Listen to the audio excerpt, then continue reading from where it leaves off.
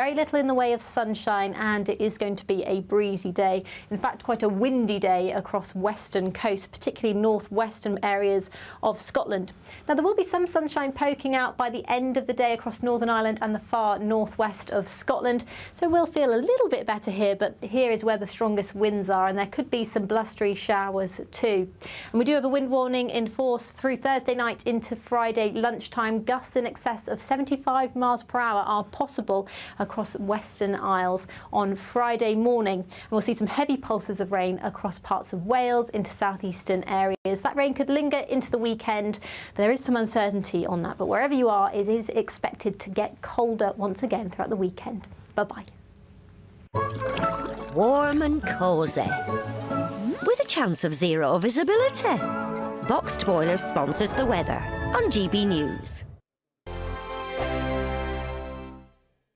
It's the final week to see how you can enjoy Christmas on us.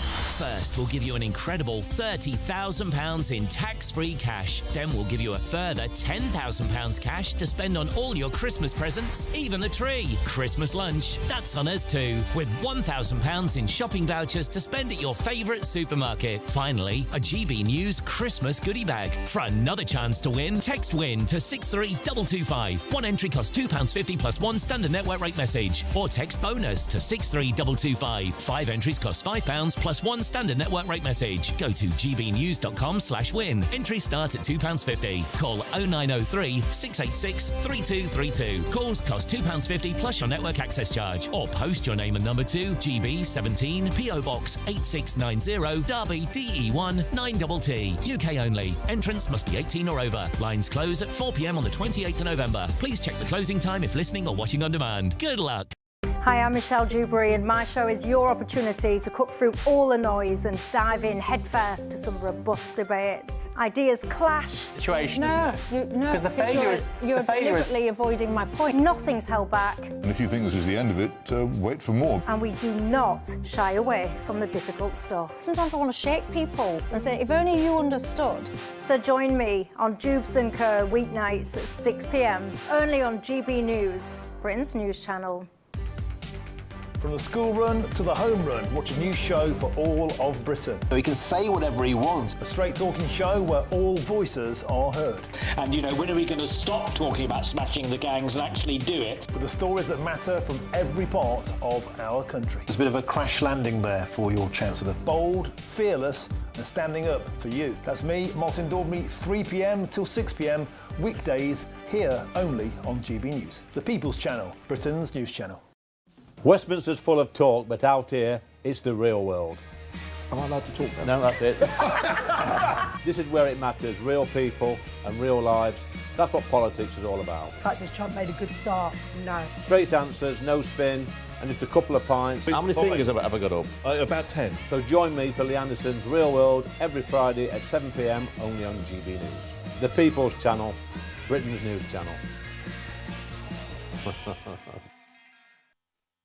You want to know what's really going on in the corridors of power? Labour don't know what to do with you half the time, and that makes you quite lethal in the chamber. Get behind the headlines with Chopper's political podcast. Join me, Christopher Hope, as I sit down with the great and the good of British politics. We'll see where this ruling takes us. These are the stories shaping our nation. Chopper's political podcast, available now on all platforms. Listen in and stay ahead. We love Great Britain. We love its history, its culture and its tradition, and that's why we're so proud to be part of GB News. You look genuinely emotional. Oh, come here. GB News does pay attention to those who are ignored by the mainstream media. The majority of this country whose forefathers fought and died to maintain liberty, to fight for freedom of speech. The rule of law, the rights of property and democracy. This is the heritage that our country should be so proud of. Which of course includes our Christian heritage. There's been a huge resurgence in the number of people going to church. Perhaps they're not finding what they're looking for, and they're looking for something a bit deeper, a bit more truthful, a bit more akin to Britain's Christian heritage. That's right, get ready, because the most exciting night in general election history starts now!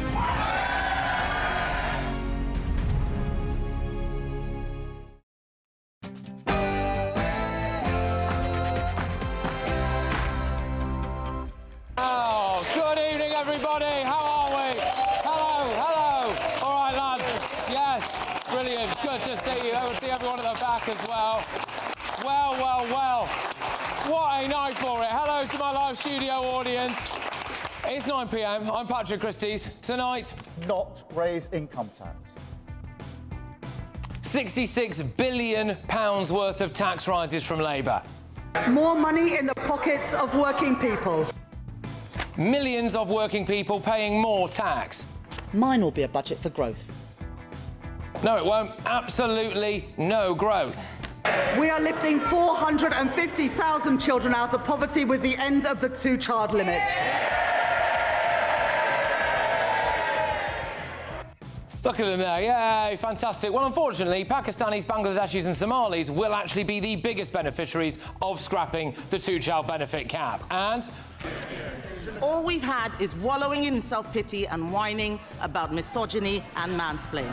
So, Madam Deputy Speaker, let me explain to the Chancellor, woman to woman. Yes, Kemi Badenoch absolutely rinsed her. What a day. Do my audience feel better off today? No. No, you don't feel better off? No, OK. Yeah, well, in fact, I'll save this. I'll save the gold. I'll save the gold. OK. On my panel tonight, we've got Reform UK Councillor for Westminster City Council, Layla Cunningham. We've got the Director of the Popular Conservatives, Mark Littlewood. We've got businessman and activist, Adam Brooks. And we've got the former Labour Party advisor, Paul Richards. Oh, it's frosty, so you'll win them over. You'll win them over. OK, well, get ready, Britain. Here we go.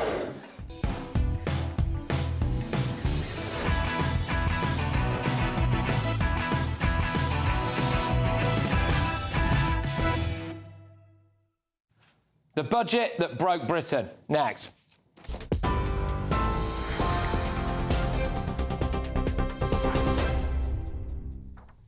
Very good evening to you. Well, we start with breaking news from the United States, where we now know 2 National Guard members have died after a shooting just steps from the White House. West Virginia Governor Patrick Morrisey has confirmed that both soldiers who were critically wounded earlier this evening have died from their injuries. And in a statement posted online, he said, "We will never forget their service or their sacrifice, and we will demand full accountability for what he described as a horrific act." Well, moments ago, President Donald Trump also posted on Truth Social condemning the attacker and praising the National Guard, saying the gunman will pay a very steep price. It follows gunfire erupting earlier tonight right beside the Eisenhower Executive Office building. That is part of the main White House complex, and sending part of the Capitol into lockdown, along with a number of airports in the local area. Police say 3 victims in total were taken to hospital, 1 suspect in custody at this stage, and the scene's secure, but a heavy emergency presence remains in place. We will, of course, bring you plenty more on this in the late edition and in The Late Show Live, right from Washington, D.C. Turning, though, to news on the budget, and Chancellor Rachel Reeves delivered her announcement today after key details were leaked early in an unprecedented pre-budget blunder. The Office for Budget Responsibility accidentally published its forecast 40 minutes before the Chancellor stood up in the Commons, prompting an immediate apology and now a formal investigation. The plans themselves, well, they are sweeping. Income tax and national insurance thresholds frozen until 2031. New annual charges on homes worth over £2 million and £5 million. A mileage duty for electric vehicles, pension tax changes above £2,000, and a cap on cash ISAs from 2027. Rachel Reeves also confirmed the two-child benefit cap will be scrapped from next year, warning that growth forecasts have been downgraded. But the political reaction was instant and certainly fierce. Here's what Kemi Badenoch, the Conservative leader, had to say in reaction to that OBR leak. Nobody wants this budget, Mr. Speaker.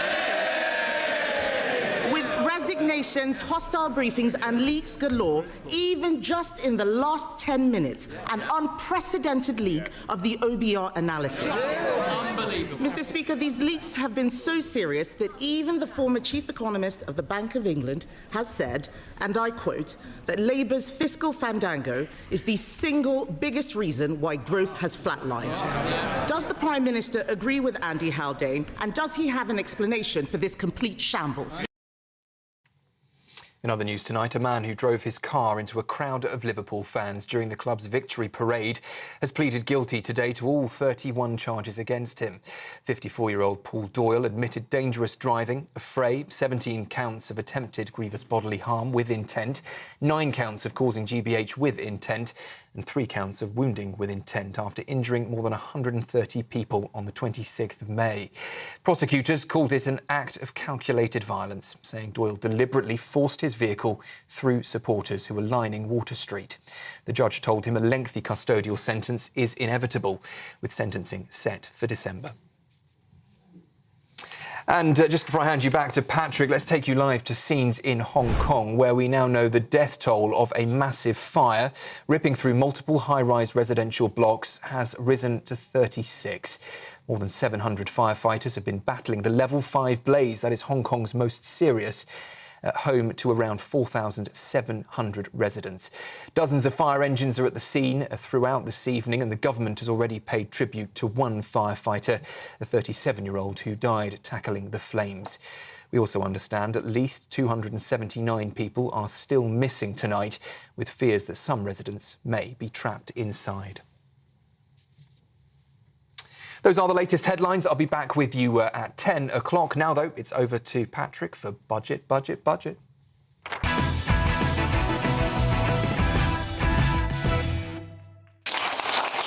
along. Thank you very much to everyone who's come tonight. We've got loads more people waiting in the green room as well. This is a testament to how important this budget is to normal, hard-working people. But this was the most chaotic budget in history. The last one was the Halloween horror show. This time, it's the Nightmare Before Christmas. They wanted to fund it by cutting welfare. Starmer U-turned on it, and then Reeves cried in the Commons. First year of a Labour government, we've got free school meals, breakfast clubs, childcare. Oh, blast. Anyway, now they've hiked welfare spending by £15 billion. Rachel Reeves did a whole special speech about raising income tax. I will do what is necessary to protect families from high inflation and interest rates, to protect our public services from a return to austerity, and to ensure that the economy that we hand down to future generations is secure. And then she all but U-turned on it, didn't she? Classic. Thanks for that, Rachel. They said that they wouldn't target this lot. Working people. Working people. Working people. Working people. More money in the pockets of working people. Well, she froze the tax thresholds. Now millions of working people are going to pay more income tax. They've spent the last year just looking around at random things to tax, which culminated today in taxes on taxis, taxes on milkshakes, taxes on hotel stays. So if you want to go to a city in this country, in your country, you will now have to pay tax just to go there. I mean, good grief, seriously. I'm surprised that she didn't tax the very air we breathe. There were 43 tax rises today. 43. They've raised tax by £66 billion in just 16 months. She promised that this would be a budget for growth. Yesterday, the OBR basically said there would be no growth. And to top it all off, you're seeing now the moment right on your screens where her budget was leaked to the press an hour before she delivered it, and she had to read about it in Parliament. That is the absolute shower that we are dealing with here, ladies and gentlemen. Seriously, the whole thing is a circus, and Rachel Reeves is the clown show. We are now a welfare state with a country attached. In the next 5 years, welfare spending will rise from 73 billion quid to 406 billion pounds. What's one of the big things that we're paying for? Scrapping the two-child benefits cap. So there are around 341,700 foreign-born families who could benefit from that. Most are from Pakistan, Bangladesh, Somalia and Nigeria. So that's who you're paying for, OK? That's who you're paying for. But let's deal with that issue first. And I'm going to go straight to my panel, but before that, I want to... Is anyone here... Are people quite angry about this budget today? Yeah. Right, that's the general vibe on the ground. Adam, I'm going to start with you, ironically on the far left. Yeah. Do you think that this is a budget basically for benefits? Yeah, look, I've got this written down here. Labour are for the shirkers and not the workers. 117,000 families have 4 kids or more. 18,000 have 6 kids or more. Those people will be nearly £15,000 a year better off. They are incentivising baby factories, basically, in homes right now. And it's this budget like this kills aspiration. Labour do not want to see you do well for whatever reason. Their politics of envy.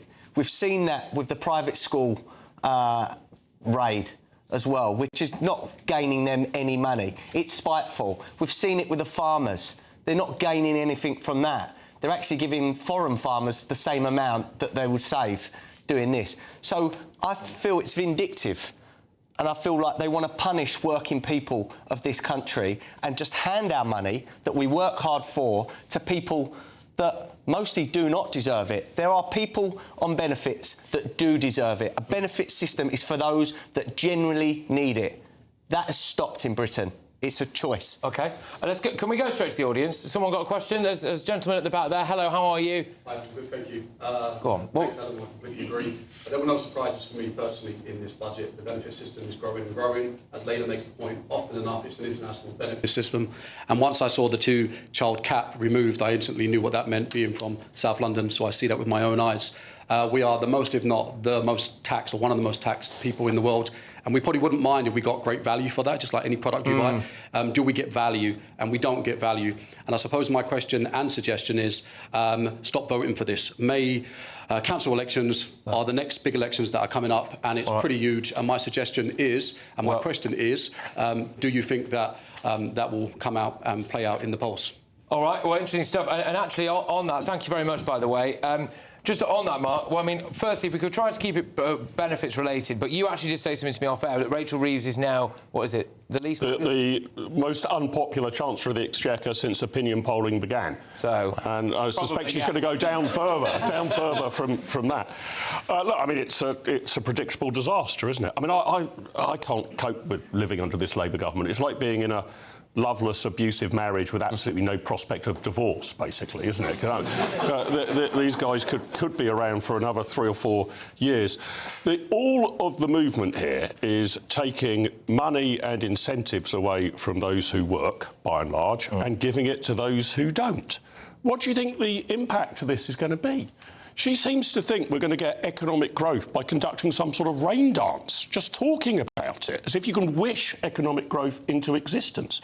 If we want our economy to grow, which is the only way out of the unbelievably deep fiscal hole we've dug ourselves into, you've got to incentivise work and incentivise people to come off welfare. We are doing exactly the opposite. Worst of all worlds, I'll tell you this right now, we'll be back in exactly the same situation in 12 months' time with another black hole to fill and taxes going up yet again. We are now truly in a doom loop of Rachel Reeves' making. Can I just, sorry, before we go later on this, does anyone here think it's a good thing to scrap the 2-child benefit cap? Because I would like to hear from you if someone does.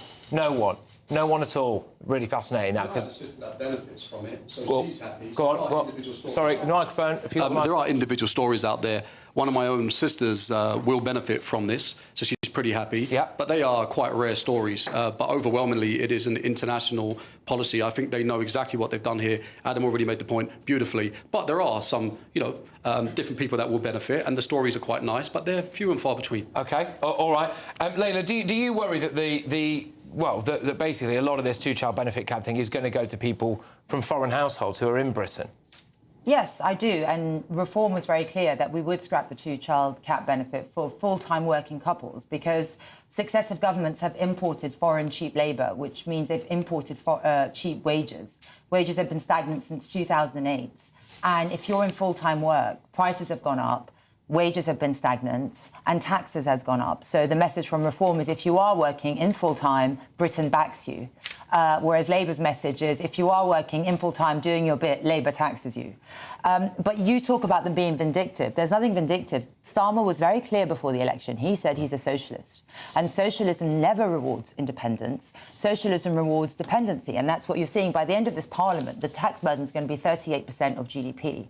That is not a sign of a successful state. It's either a sign of a failure or a sign of a bigger state, because the more dependency they have, the more control they have, and the bigger the state, and that's what we're seeing. OK, now there's a clip here from Kemi, before I come to you, Paul. Sure. So Kemi Badenoch was, well, pretty punchy, to be fair, in the House of Commons earlier today. Here's what she had to say. I mean, you might have heard of things like Coronation Street before, but she's got a new term for this Labour government. That smorgasbord of misery we just heard from her can be summed up in one sentence. Labour are hiking taxes to pay for welfare. This is a budget for Benefit Street, Madam Deputy Speaker, paid for by working people. A budget for Benefit Street, Paul, paid for by working people. Your views? Well, the thing we haven't discussed yet at all, you've mentioned the word tax, I don't know, maybe 30, 40 times. You mentioned just benefits under the amount equally. of taxes they raised today, actually. But it's the other side of the coin, isn't it? Where does that taxation go? And we've seen, for example, the announcement today on the National Health Service, and local hubs will help with preventative health. We've seen an increase in the pensions, which I think most people would consider to be deserving. People have worked hard and they should have their pensions put up. We've seen increases in the national minimum wage and the living wage, and particularly the national minimum wage for younger people, so that they get the idea that if you work hard, you get a fair reward for your day's work.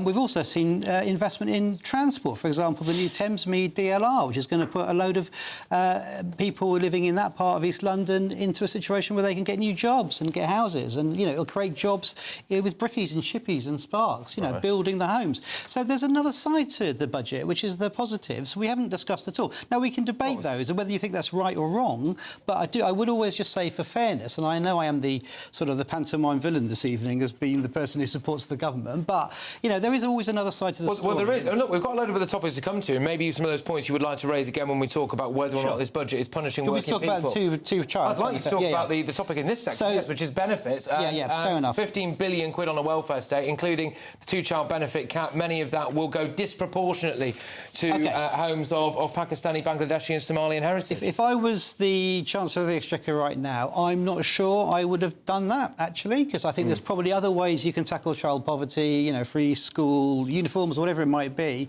But the argument is that it is the fastest and cheapest way to stop kids who, through no fault of their own, are growing up in poverty, from growing up in poverty. And we know that if you can break that cycle of poverty, they're more likely to go on and be in work when they're older, so that they're not, you know, intergenerational poverty just being passed from down through the generations. So the argument that Labour is making, and like I say, I wouldn't necessarily have gone down this route, but we are where we are, is that this is a direct way to prevent child poverty. Because those kids in the third, fourth, fifth child, it's not their fault, is it? It's not their fault that they're in that situation. With all due respect, you don't stop child poverty with handouts. You stop child poverty with economic growth, higher wages. People get to keep more of what they earn, which you're taxing them to the hilt. You don't give it by handouts and free school meals. That's not the way you stop child poverty. The way you stop child poverty is putting more money in people's pocket.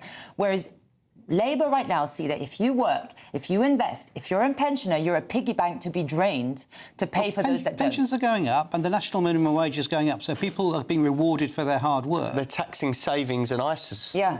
Well, so they're giving him with one hand and taking away with the other. I would say that, I mean, we're going to get into the reasons why we are where we are, but I mean, you know, it has been 15 years in the making, this budget, simply because of all the things that we'll talk about later, I'm sure. Just to say some stats on this. Yes, gentleman with his hand up there, I would love to get the microphone to you, if that's all right. Brilliant. Whilst we do that, there are 710,882 households on universal credit with 3 or more children.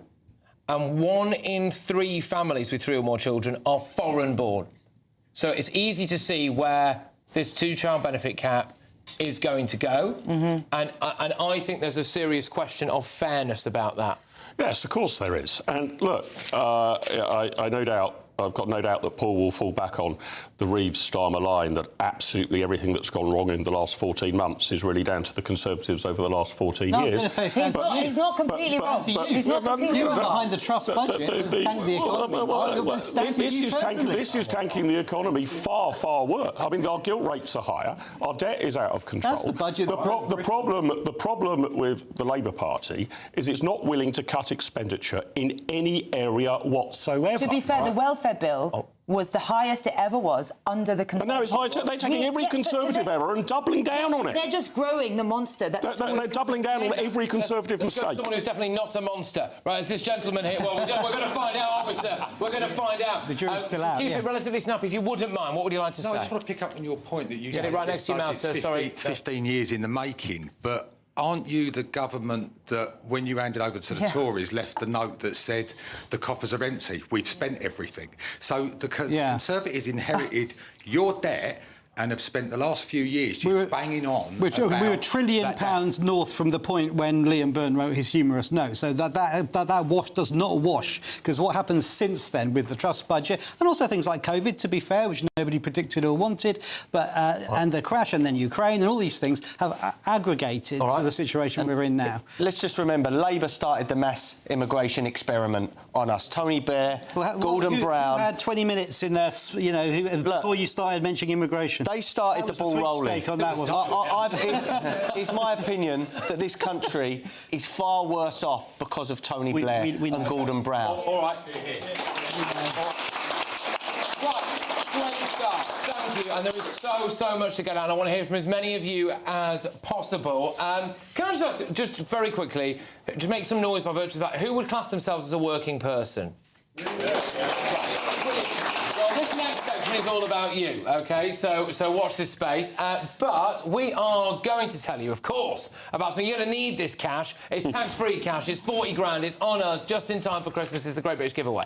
There's just 29 days until Christmas, and it's the final week to see how you can enjoy it on us. That's £30,000 in tax-free cash to make 2026 fantastic. A further £10,000 cash to spend on gifts for all the family, the tree and decorations. £1,000 in vouchers to buy a slap-up Christmas lunch at your favourite supermarket. And finally, a GB News Christmas goodie bag. Plus, we're going to get it all to you in time for the big day.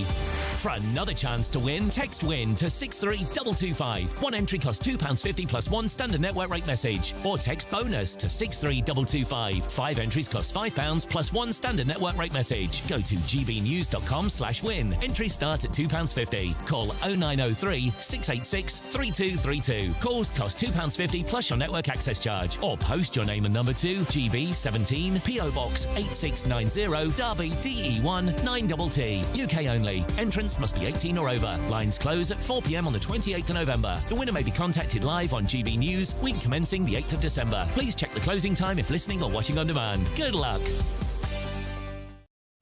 1 in 4 workers will pay higher rate income tax by 2030. Hear it again for who's the working people here? Who's the working people? All right, this next one's for you. This next section is for the working people. That's next.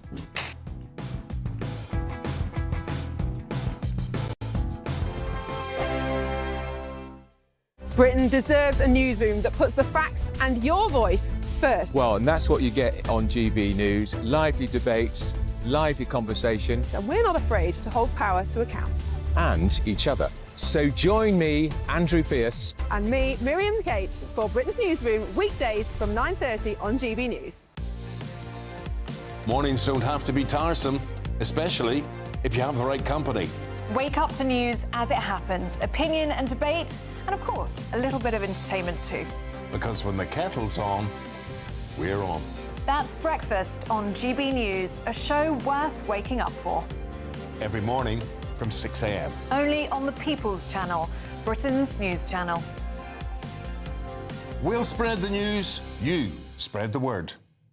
Hi, I'm Michelle Dewberry, and my show is your opportunity to cut through all the noise and dive in headfirst to some robust debates. Ideas clash. Situation, No, isn't it? no, Because the failure is you're deliberately avoiding my point. Nothing's held back, And if you think this is the end of it, wait for more. and we do not shy away from the difficult stuff. Sometimes I want to shake people and say, if only you understood. So join me on Jubes & Co. weeknights at 6 p.m. only on GB News, Britain's news channel. From the school run to the home run, watch a new show for all of Britain. He can say whatever he wants. A straight talking show where all voices are heard.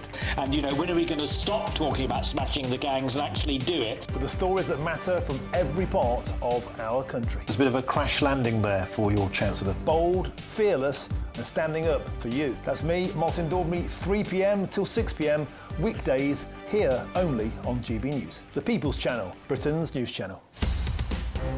In the GB Newsroom, we bring you the news as it happens. With our team of dedicated journalists across the UK, we're ready to keep you up to date with what's happening every half an hour, every single day. Bulletins here on GB News. The People's Channel, Britain's news channel. You want to know what's really going on in the corridors of power? Labour don't know what to do with you half the time, and that makes you quite lethal in the chamber. Get behind the headlines with Chopper's political podcast. Join me, Christopher Hope, as I sit down with the great and the good of British politics. We'll see where this ruling takes us. These are the stories shaping our nation. Chopper's political podcast, available now on all platforms. Listen in and stay ahead. At GB News, we love to hear from you, our loyal community. So drop us a line at gbnews.com/your say. There you can talk to each other and also to the presenters live on air. gbnews.com/your say, because GB News is your channel, Britain's news channel.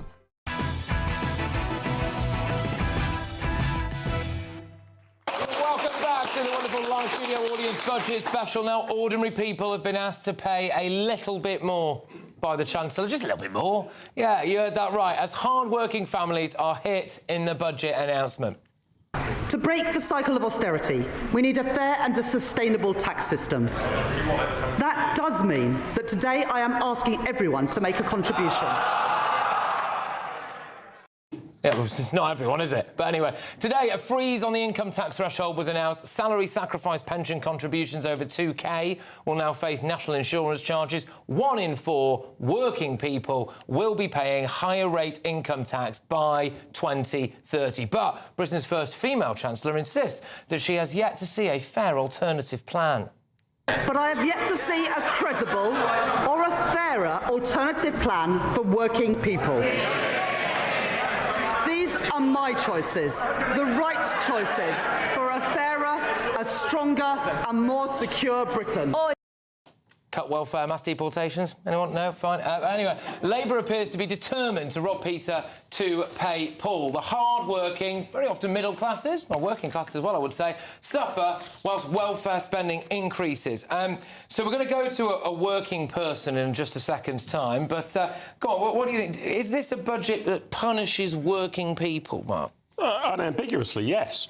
And she's not asking us to pay a bit more. If she's asking me, my answer's no. She's telling us to pay a lot more. So yeah, I mean, look, this is an income tax rise.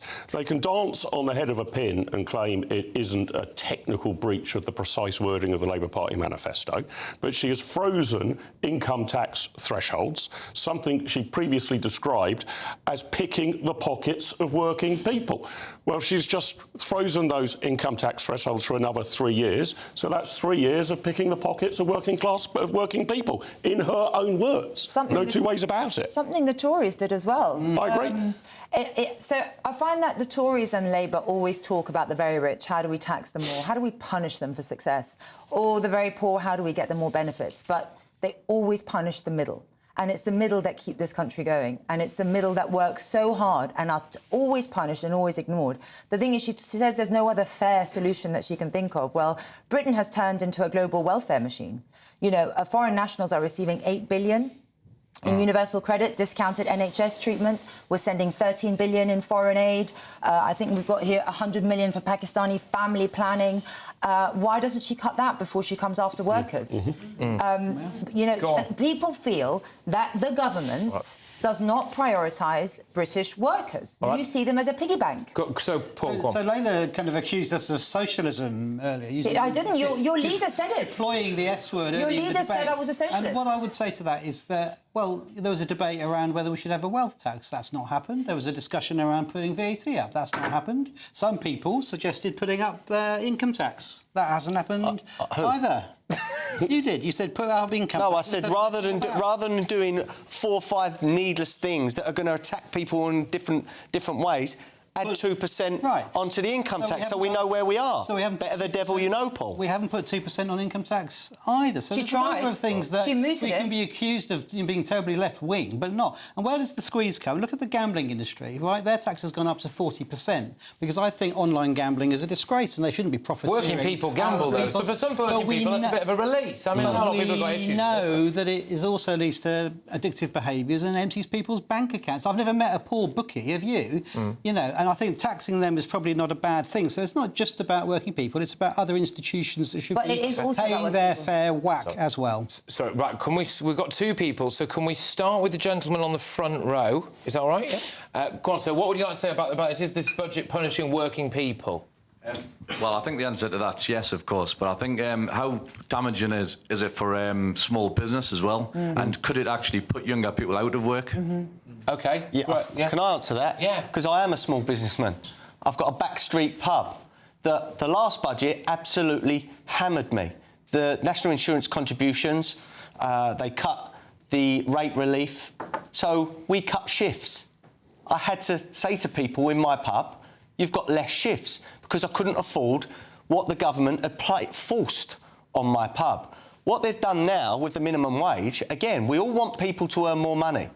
We're not monsters. I want you to earn as much money as possible. But the company that's paying it, the employer, has to be able to afford it. So what happens now? They've put another few £100 on my wage bill per week. So I have to put up prices. Who does that affect? Probably the working man or the working class. You know, or I have to cut shifts again or let someone go. So all these moves that they say are helping the the lower workers, they're not. Some people are going to lose their jobs. After the last budget, over 100,000 jobs were lost in hospitality, my industry. And I'm telling you now, this is my prediction, that this budget will cost another 50,000 jobs in hospitality. I've got WhatsApp groups of publicans, restaurateurs, that I can't even say what they said because it's so rude. They said, we are effed. We are. Because people can't just magic... We haven't got a magic money tree around the back of the bar just to prop up our wage bills. And the government does not understand that. The thing is, Adam, what this is, basically, for this government, if you work, you pay more. If you don't, you get more. That's their theory. Yeah. That's exactly it. Not it. That's not Is that how people feel? I want you to come back up, but I do want to get to this gentleman here. So, go on, would you like to say anything about this? Well, I've never, ever argued that a big... Oh, I said beg your pardon. Sorry, I was going to make clear. Sorry, I've got plenty of time, I can wait. I was going to go be quick and then we can get... OK, all right, well, quickie then.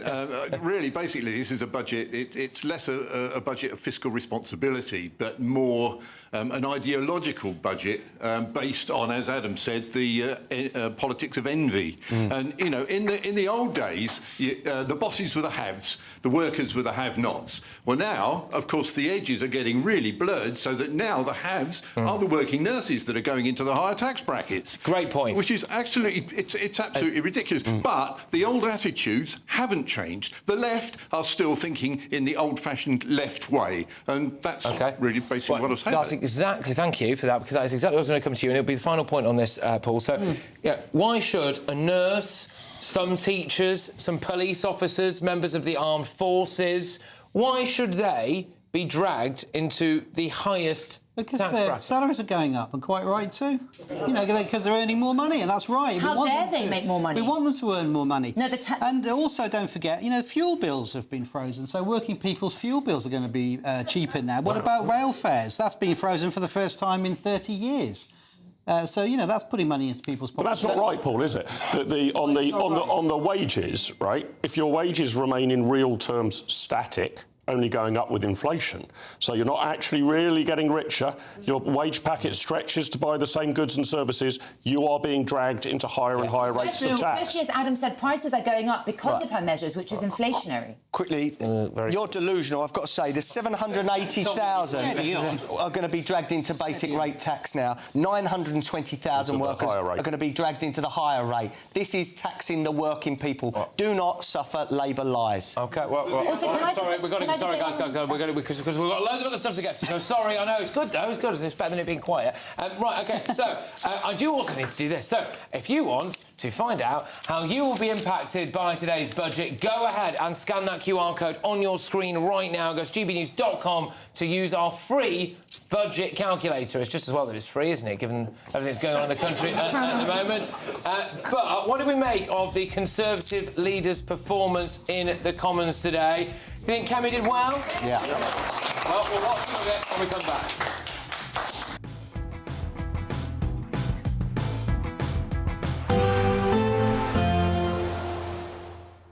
I hope we haven't forgotten anything. Travel insurance, I tick that box. Yeah, but remember what you forgot last year. All Clear Travel Insurance sponsors GB News Travel Destinations Forecast. Sunny skies for much of Spain on Thursday, not particularly warm, however. More wet weather to come for parts of Italy and some warm winds blowing across the Greek islands. Reasonably warm in the Canary Islands with a chance of 1 or 2 showers. Fine and sunny, as I said, over most of Spain, but it is on the cool side here. Cold winds bringing plenty of showers to Sardinia and Sicily. Some heavy rain heading to Athens, but the Greek islands further east staying dry and sunny. Santorini, though, seeing showers this weekend. All Clear Travel Insurance sponsors GB News Travel Destinations Forecast. Good evening. Welcome to your latest GB News weather update brought to you from the Met Office. A frost-free night to come, but it will remain overcast and drizzly throughout the next few days.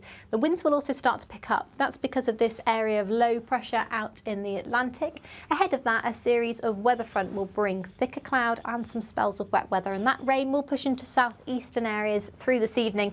It will be relatively light, but it's going to turn quite damp wherever you are. We'll continue to see further pulses of rain moving in from the west. This could turn heavy across parts of Scotland as well as northwestern England, but as I said, it's going to be a much milder night tonight. An early minimum across the southeast, temperatures closer to double digits to start the day here.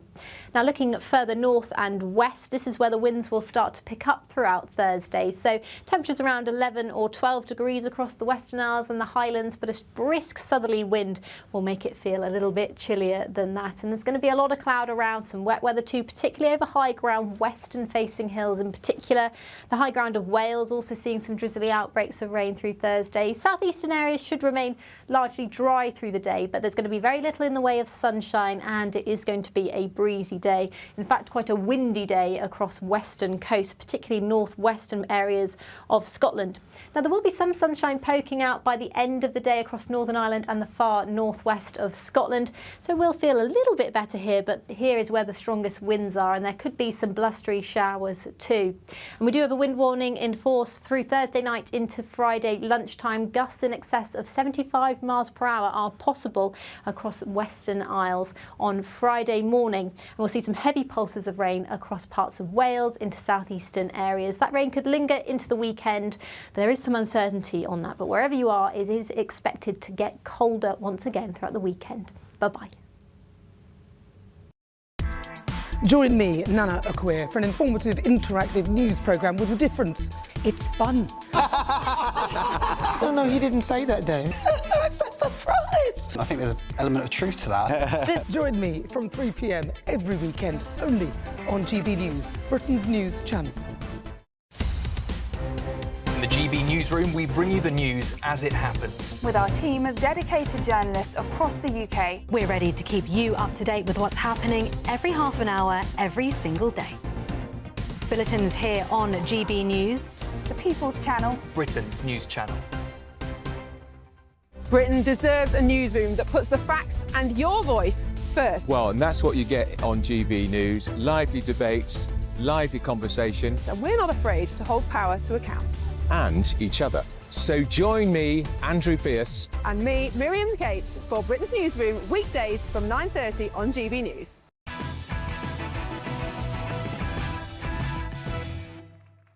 Welcome along to this live budget special. Let's get back to that top story, of course, Rachel Reeves' nightmare before Christmas. Now, if you missed it, this is what Conservative leader Kemi Badenoch had to say.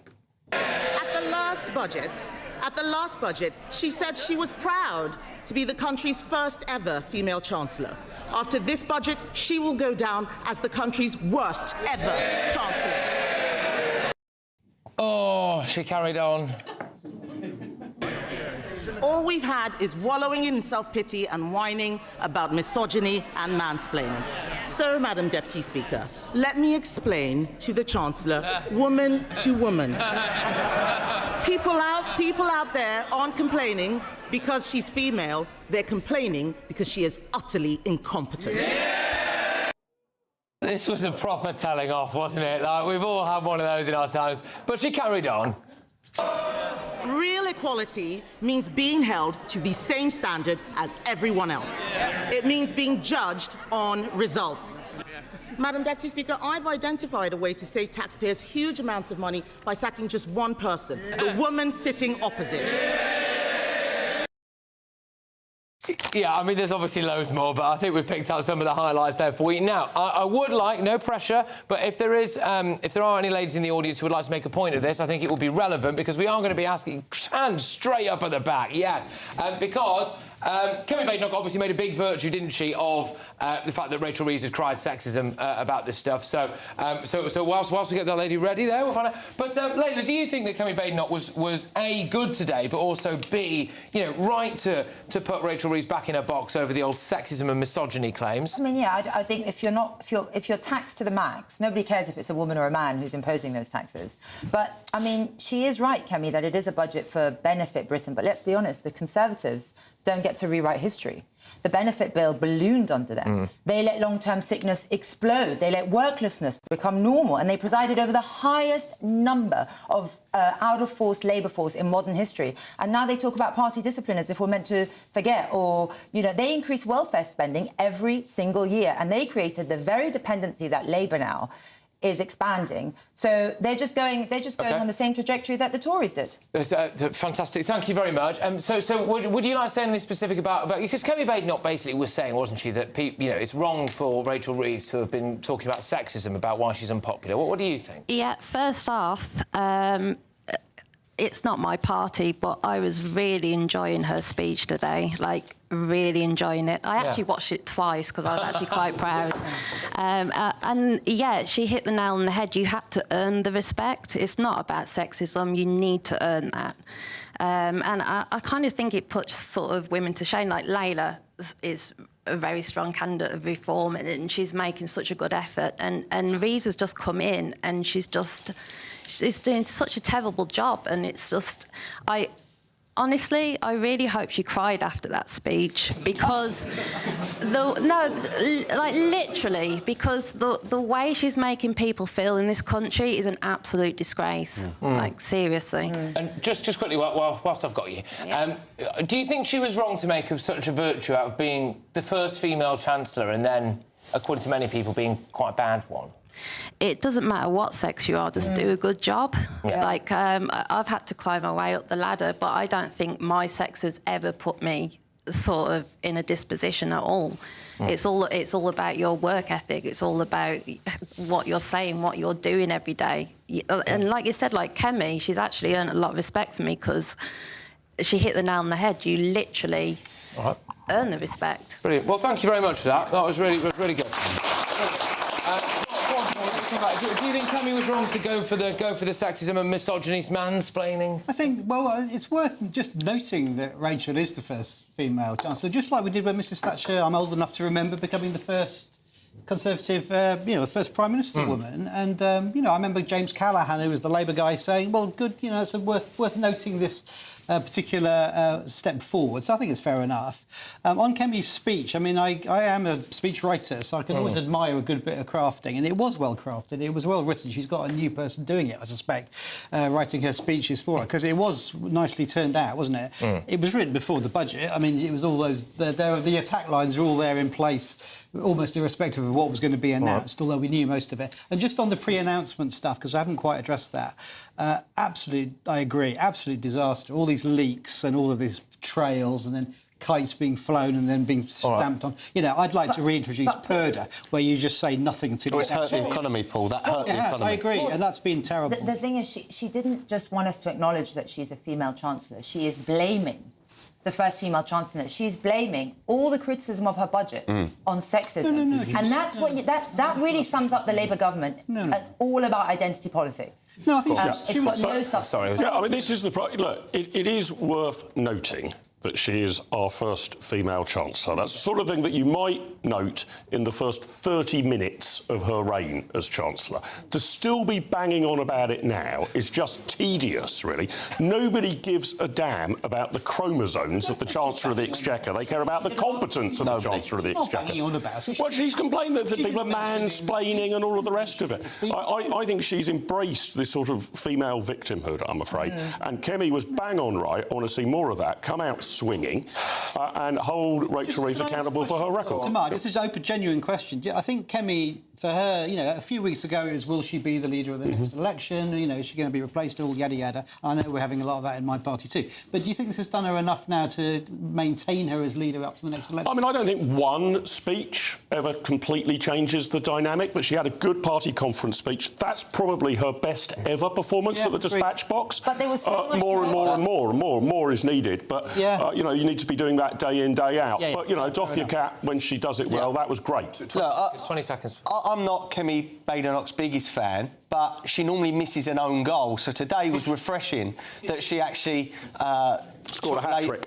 Took Labour to account. But at the end of the day, with Rachel Reeves, her being a woman means nothing. As I said, I don't care if she's a woman, a man, or a they, them. As long as they give this country the best that they can give and the country improves under them, fantastic. But all these excuses, she's got to stop crying, she's got to stop showing how weak she is. OK, all right. Well, another good section. Thank you very much, everybody. Yes, well, when we come back, I think there's been quite a lot of taxes on fun, haven't there? So we're going to have a look at that. They're just trying to make us utterly miserable. We won't stand for it here, so that's when we come back.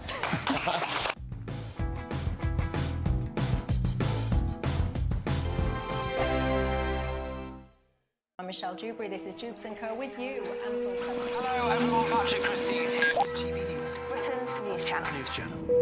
Access the stories that matter to you. Take the GB News family with you on any device. And as long as you have an internet connection. Tune in to GB News, anywhere on the planet or beyond. GB News, the People's Channel, Britain's news channel. Hi, I'm Michelle Dewberry and my show is your opportunity to cut through all the noise and dive in headfirst to some robust debates. Ideas clash. Situation, no, because the failure is... You're deliberately avoiding my point. Nothing's held back. And if you think this is the end of it, wait for more. And we do not shy away from the difficult stuff. Sometimes I want to shake people and say, if only you understood. So join me on Jubes & Co weeknights at 6 p.m, only on GB News, Britain's news channel. From the school run to the home run, watch a new show for all of Britain. So he can say whatever he wants. A straight talking show where all voices are heard. And, you know, when are we going to stop talking about smashing the gangs and actually do it? With the stories that matter from every part of our country. There's a bit of a crash landing there for your Chancellor. Bold, fearless and standing up for you. That's me, Martin Daubney, 3 p.m. till 6 p.m, weekdays, here only on GB News. The People's Channel, Britain's news channel. Westminster's full of talk, but out here, it's the real world. Am I allowed to talk now? No, that's it. This is where it matters, real people and real lives.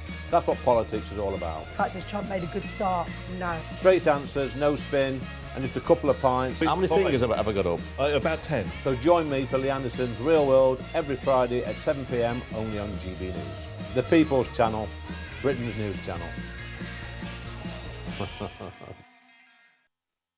You want to know what's really going on in the corridors of power? Labour don't know what to do with you half the time, and that makes you quite lethal in the chamber. Get behind the headlines with Chopper's Political Podcast. Join me, Christopher Hope, as I sit down with the great and the good of British politics. We'll see where this ruling takes us. These are the stories shaping our nation.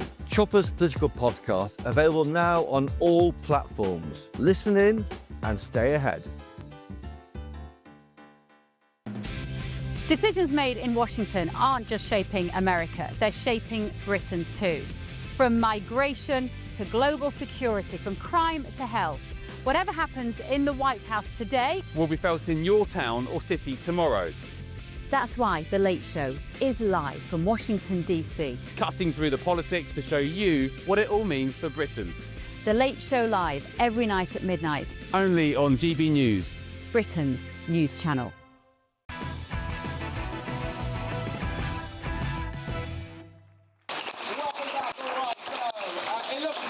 Party decided to tax every small joy we have left. Sugar tax is coming for your latte. Your Uber trip home is going to see a 20% VAT added on to your journey. And you'll soon be paying more to stay in a hotel in your own country, thanks to the tourism tax. And I believe the price of cigarettes has gone up as well, which is obviously particularly close to home for me. But, right, I want to know, do we feel as though they're taxing fun, the small joys on people's lives? There's a gentleman with the microphone. Yeah, well, just a short one. Just a statement. Just to say, yeah, no, where is the fun? We're getting taxed hard. We're going to start walking now to everywhere. Maybe that's a healthy option, but it doesn't sound like fun for everybody. No. All right. Good. Yeah, come on. We need a bit of joy in our lives. No, I don't think they're just taxing fun. I think they're taxing the working class, everything that they're meant to represent. If you tax holidays, taxis, milkshakes, betting, pubs, you are taxing the very things that the working class work hard for and strive to have their bit of fun amongst this country of despair. So the people that have more money, the middle classes and the upper classes, they will pay more for anything. It does not dent their finances. But all these things that Labour are going for, the working class suffer, and that drains a little bit of fun in their lives. And what this is going to do is just turn this country into a miserable, you know, desperation of a country where people want to leave. I've got friends that are working class that are talking about trying to get jobs abroad. When has this ever happened before? And this is because of Labour. Hang on, it happened under Thatcher. Do you remember Boys from the Black Stuff? That was all about people having to work. You're talking about 50-odd years ago. When's it ever happened before? Modern history, Paul. Come on, modern history. When the government's coming after milkshake, hotels at home. You say sugar tax, because it's got sugar in it. Yes, why are you taxing what I eat? I'm so Sugar. Sugar's bad. Sugar is really bad. Okay, alcohol's bad. We want people to have less sugar. I mean, who are you to tell me what to eat? That's the problem. There's an obesity crisis, and we've got to deal with it. So the better off can afford it, but the working class can't. So the poorest have to go without, Paul. Yeah? You make the argument for socialism. You want the government to tell us what to see, what to say. Hang on. A socialist government, as I said, wants to grow the state to get more control. You want to tell us what to eat. Sugar's bad. I don't care if it's bad. I want to have sugar. I don't want the government telling me what I can and cannot have. Of all the problems, taxes too. Sugar tax either. Of all cigarettes either. All of the problems that Britain's facing today, do you really think a big one is that too many people drink too many milkshakes? Do you really think that is a top national problem? Ridiculous. If it moves, tax it. If it doesn't move, tax it anyway. There was only one tiny thing in this budget I found that I liked. Go on. One tiny thing. Go on. They've abolished bingo duty. There you go. Okay. So, if you enjoy your bingo, the government has cut the taxes on that. Yeah, but there's probably it's only a 25 million saving. One tiny bit of fun. My mum Barbara's watching this. She's a big bingo player, and the last few months she's had some big wins, so she's going to be happy about the bingo. Come on. Well, the problem is £2 million house. Well, the problem is that this government doesn't prioritise the British taxpayer, and that's it. There is no justification for a system where British citizens face record taxes while foreign nationals sign on for benefits in record numbers. Right, very quickly, sorry. Just on the hotel tax, this is going to be devolved power to mayors, and they'll decide. Liverpool already does this, by the way, and the idea is you take a couple of quid off the price of a night in a hotel, but then you spend it on the city so that it's a more attractive place to come, so you get more tourists. And I think it's actually quite a clever idea, because we want people... I live in a seaside town. I want people to come and have their holidays, not in Spain, not in Italy, but in Eastbourne. But so you're charging them more to come? Is there anything that you think is taxed too heavily, Paul? Anything? Because, well, I was going to say earlier, and the gentleman obviously came in instead, but I don't think a big benefits bill is a sign of success. I want it to be less. So is there anything you think is taxed too heavily? Anything you think is taxed? I want people to go back to work. So what's taxed too heavily in Britain? Anything at all? Well, all kinds of things. Well, name two or three. We just have a budget with a lot of stuff in it. You know, that's what these priorities of the government. They're there. What taxes would you like to cut? What taxes would you like to cut? I have to come back to you on that, Mark. Okay. I'll tell you which one. Let's cut that. Had a budget. Okay. You know, all right. No taxes cut. That sets out what... Apart from bingo. I just feel like we are very much taxing. Hotel tax. I don't think hotel is a good thing. I think that's just a clever idea. I don't want to have to pay to go to Milton Keynes, mate, other than actually getting there. Yeah. Anyway, right, coming up, asylum seeker accommodation. They said they were going to scrap it all. The price for it is going to triple in the coming years. All of that more. Right.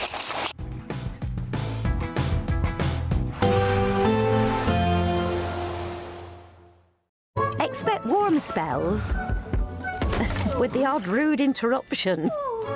Box Boilers sponsors the weather on GB News. Good evening. Welcome to your latest GB News weather update brought to you from the Met Office. A frost-free night to come, but it will remain overcast and drizzly throughout the next few days. The winds will also start to pick up. That's because of this area of low pressure out in the Atlantic. Ahead of that, a series of weather front will bring thicker cloud and some spells of wet weather, and that rain will push into southeastern areas through this evening. It will be relatively light, but it's going to turn quite damp wherever you are. We'll continue to see further pulses of rain moving in from the west. This could turn heavy across parts of Scotland as well as northwestern England, but as I said, it's going to be a much milder night tonight. An early minimum across the southeast, temperatures closer to double digits to start the day here. Now looking further north and west, this is where the winds will start to pick up throughout Thursday. So temperatures around 11 or 12 degrees across the Western Isles and the Highlands, but a brisk southerly wind will make it feel a little bit chillier than that. And there's going to be a lot of cloud around, some wet weather too, particularly over high ground, western facing hills in particular. The high ground of Wales also seeing some drizzly outbreaks of rain through Thursday. Southeastern areas should remain largely dry through the day, but there's going to be very little in the way of sunshine, and it is going to be a breezy day. In fact, quite a windy day across western coast, particularly northwestern areas of Scotland. Now, there will be some sunshine poking out by the end of the day across Northern Ireland and the far northwest of Scotland, so we'll feel a little bit better here, but here is where the strongest winds are, and there could be some blustery showers too. And we do have a wind warning in force through Thursday night into Friday lunchtime. Gusts in excess of 75 miles per hour are possible across Western Isles on Friday morning. And we'll see some heavy pulses of rain across parts of Wales into southeastern areas. That rain could linger into the weekend. There is some uncertainty on that, but wherever you are, it is expected to get colder once again throughout the weekend. Bye-bye. Expect warm spells with the odd rude interruption. Box Boilers sponsors the weather on GB News. It's the final week to see how you can enjoy Christmas on us. First, we'll give you an incredible £30,000 in tax-free cash. Then we'll give you a further £10,000 cash to spend on all your Christmas presents, even the tree. Christmas lunch, that's on us too, with £1,000 in shopping vouchers to spend at your favourite supermarket. Finally, a GB News Christmas goodie bag. For another chance to win, text WIN to 63225. One entry costs £2.50 plus one standard network rate message. Or or text BONUS to 63225. 5 entries cost £5 plus 1 standard network rate message. Go to gbnews.com/win. Entries start at £2.50. Call 0903 686 3232. Calls cost £2.50 plus your network access charge. Or post your name and number to GB17 PO Box 8690 Derby DE1 9TT. UK only. Entrance must be 18 or over. Lines close at 4 p.m. on the 28th of November. Please check the closing time if listening or watching on demand. Good luck. Hi, I'm Michelle Dewberry, and my show is your opportunity to cut through all the noise and dive in headfirst to some robust debates. Ideas clash. Situation, isn't it? Because the failure is you're deliberately avoiding my point. Nothing's held back, And if you think this is the end of it, wait for more. and we do not shy away from the difficult stuff. Sometimes I want to shake people and say, if only you understood. So join me on Jubes and Kerr weeknights at 6 p.m. only on GB News, Britain's news channel. Join me, Nana Akweer, for an informative, interactive news programme with a difference. It's fun. No, he didn't say that, Dave. I'm so surprised. I think there's an element of truth to that. Join me from 3 p.m. every weekend, only on GB News, Britain's news channel. From the school run to the home run, watch a new show for all of Britain. He can say whatever he wants. A straight talking show where all voices are heard. And, you know, when are we going to stop talking about smashing the gangs and actually do it? With the stories that matter from every part of our country. There's a bit of a crash landing there for your chancellor. Bold, fearless and standing up for you. That's me, Martin Daubney, 3 p.m. till 6 p.m. weekdays here only on GB News. The People's Channel, Britain's news channel. Britain deserves a newsroom that puts the facts and your voice first. Well, and that's what you get on GB News. Lively debates, lively conversation. And we're not afraid to hold power to account. And each other. So join me, Andrew Pierce. And me, Miriam Cates, for Britain's Newsroom, weekdays from 9:30 on GB News. Britain was once the envy of the world. But look around. A nation that no longer knows what it is or where it's going. A country that's broken. How do we fix Britain? How do we bring it back? Friday night with Matt Goodwin at 8 p.m. only on GB News.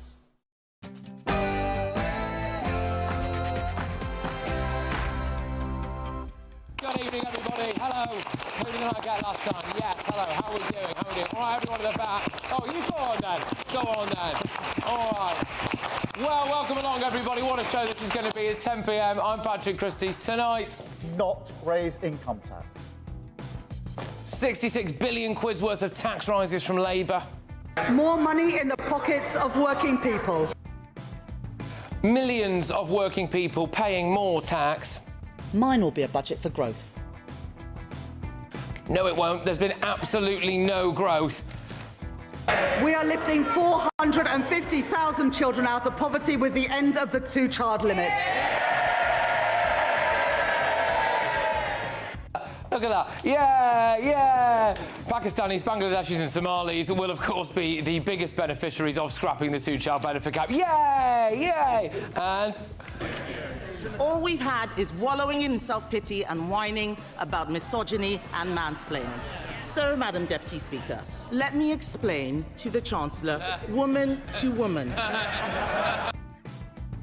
And Kemi Badenoch absolutely rinsed her. Look, what a day. I mean, the audience here, are you quite angry about Rachel Reeves' budget? Yeah, I feel like social contract's been broken a bit. They've been on fire tonight, this lot. We're going to go back to them in a second. But on my panel this evening, Reform UK Councillor for Westminster City Council, Layla Cunningham. The Director of the Popular Conservatives, Mark Littlewood.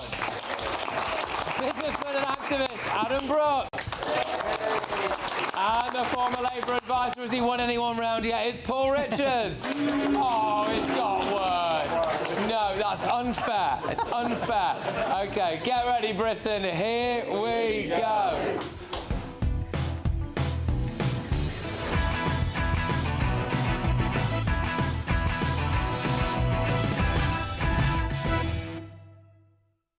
Is Rachel Reeves the worst Chancellor ever? Next.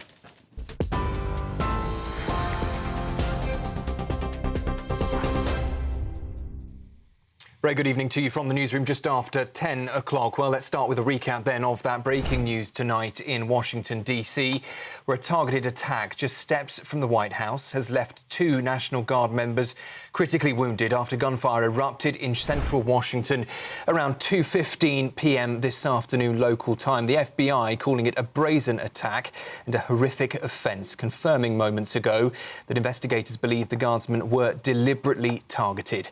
West Virginia's Governor Patrick Morrisey had first announced that both soldiers had died, as we reported here on GB News earlier this evening, but he now says he's receiving conflicting reports about their condition and further updates are due to be released. Gunfire erupted earlier right beside the Eisenhower Executive Office building, used by a number of senior staff from the White House, sending it into complete lockdown. Eyewitnesses reporting 5 shots in 2 quick bursts, people running for cover and shattered glass across the pavement.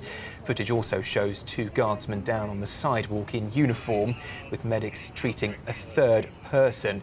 Well, at that joint press conference tonight, just moments ago, DC police did confirm that 1 suspect is in custody and that the immediate scene is secure. But the FBI, the Secret Service and National Guard units remain heavily deployed across the area. The White House says President Trump has been briefed tonight. He posted moments after the shooting, condemning the attacker and warning the gunman will pay, he says, a very steep price.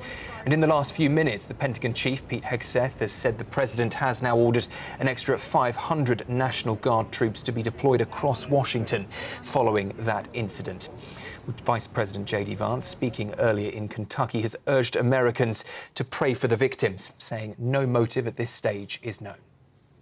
I want everybody who's a person of faith to say a prayer for those 2 National Guardsmen, that they're able to spend Thanksgiving with their families instead of losing their lives, because I understand they're still in pretty tough condition. But I think it's a somber reminder that soldiers, whether they're active duty, reserve, or National Guard, our soldiers are the sword and the shield of the United States of America. Well, we will, of course, bring you more in the late edition with Patrick and the panel, and again in the Late Show live from Washington. Turning, though, to news here at home, and Chancellor Rachel Reeves has delivered her budget today after its key details were leaked early in an unprecedented pre-budget blunder. The Office for Budget Responsibility had accidentally published its forecasts just 40 minutes before the Chancellor stood up in the Commons, prompting an immediate apology and now a formal investigation. The plans themselves in the budget sweeping, with income tax and national insurance thresholds frozen until 2031. New annual charges on homes worth over £2 million and £5 million. A mileage duty for electric vehicles, pension tax changes above £2,000 and a cap on cash ISAs from 2027.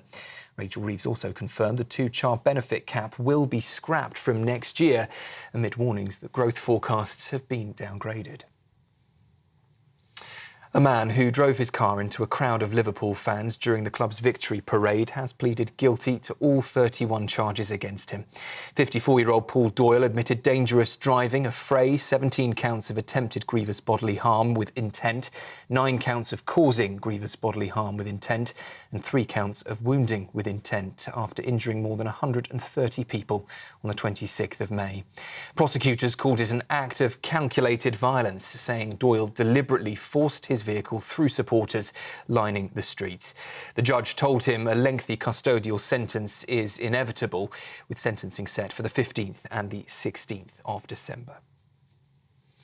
And the death toll from a massive fire that has ripped through multiple high-rise residential blocks in Hong Kong has now risen to at least 36.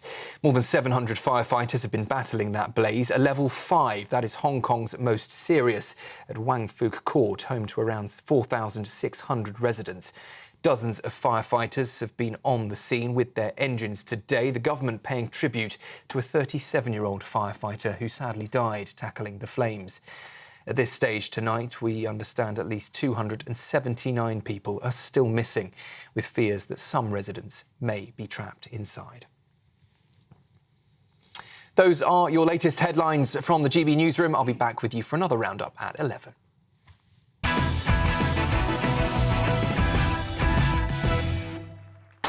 Welcome along to our wonderful live studio audience. Thank you to everybody who has made the journey to come here to dissect this budget. Just shows how important it is to people, doesn't it, really? But is Rachel Reeves the worst chancellor in history? Before the election, Labour said they would not raise your taxes. Not raise income tax.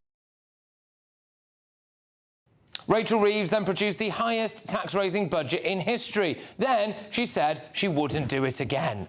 In terms of whether we'll be doing something similar in the future, no.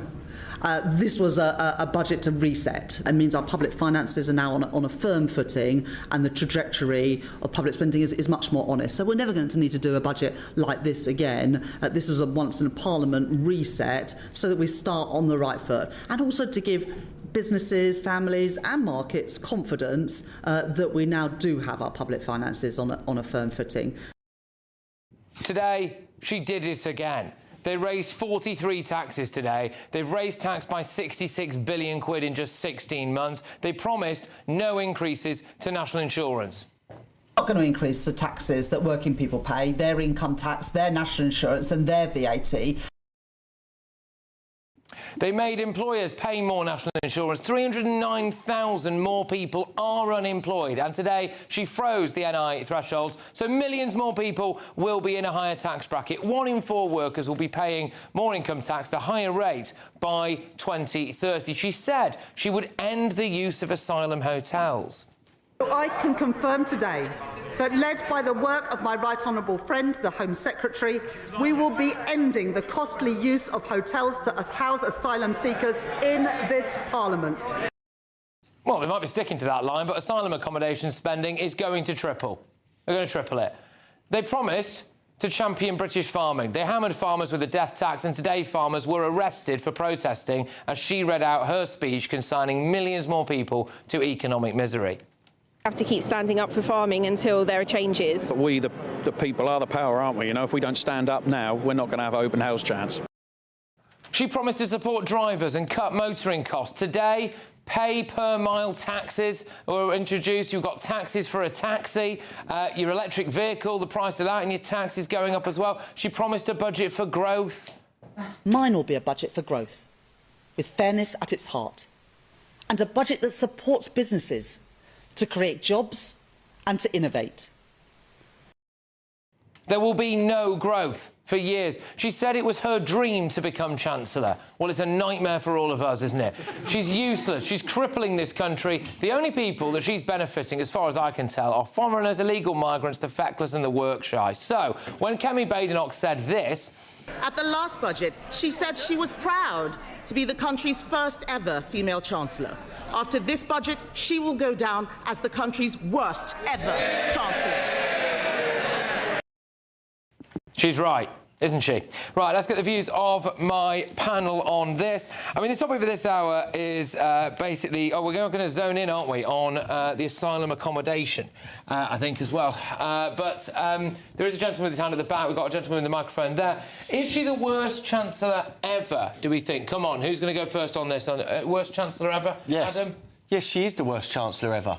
I mean, what other Chancellor has cried in the chamber and sent bond markets spiralling? She's weak. She's so unpopular. The polls are saying she's the worst or most unpopular Chancellor ever. The polls are also saying that Keir Starmer is the most unpopular Prime Minister ever. Let's face it here. Labour are toast. They are absolutely falling apart. The country, both left, centre and right, absolutely despise them. All right, just say it's the broken promise. I mean, that's one of the things I was really trying to highlight there, which is the whole thing they said either before the last election or after the last budget versus what we've got today. It's the broken promises. There's a real gap between Labour's rhetoric on, you know, we're easing the pressure on working people. This is a budget for growth.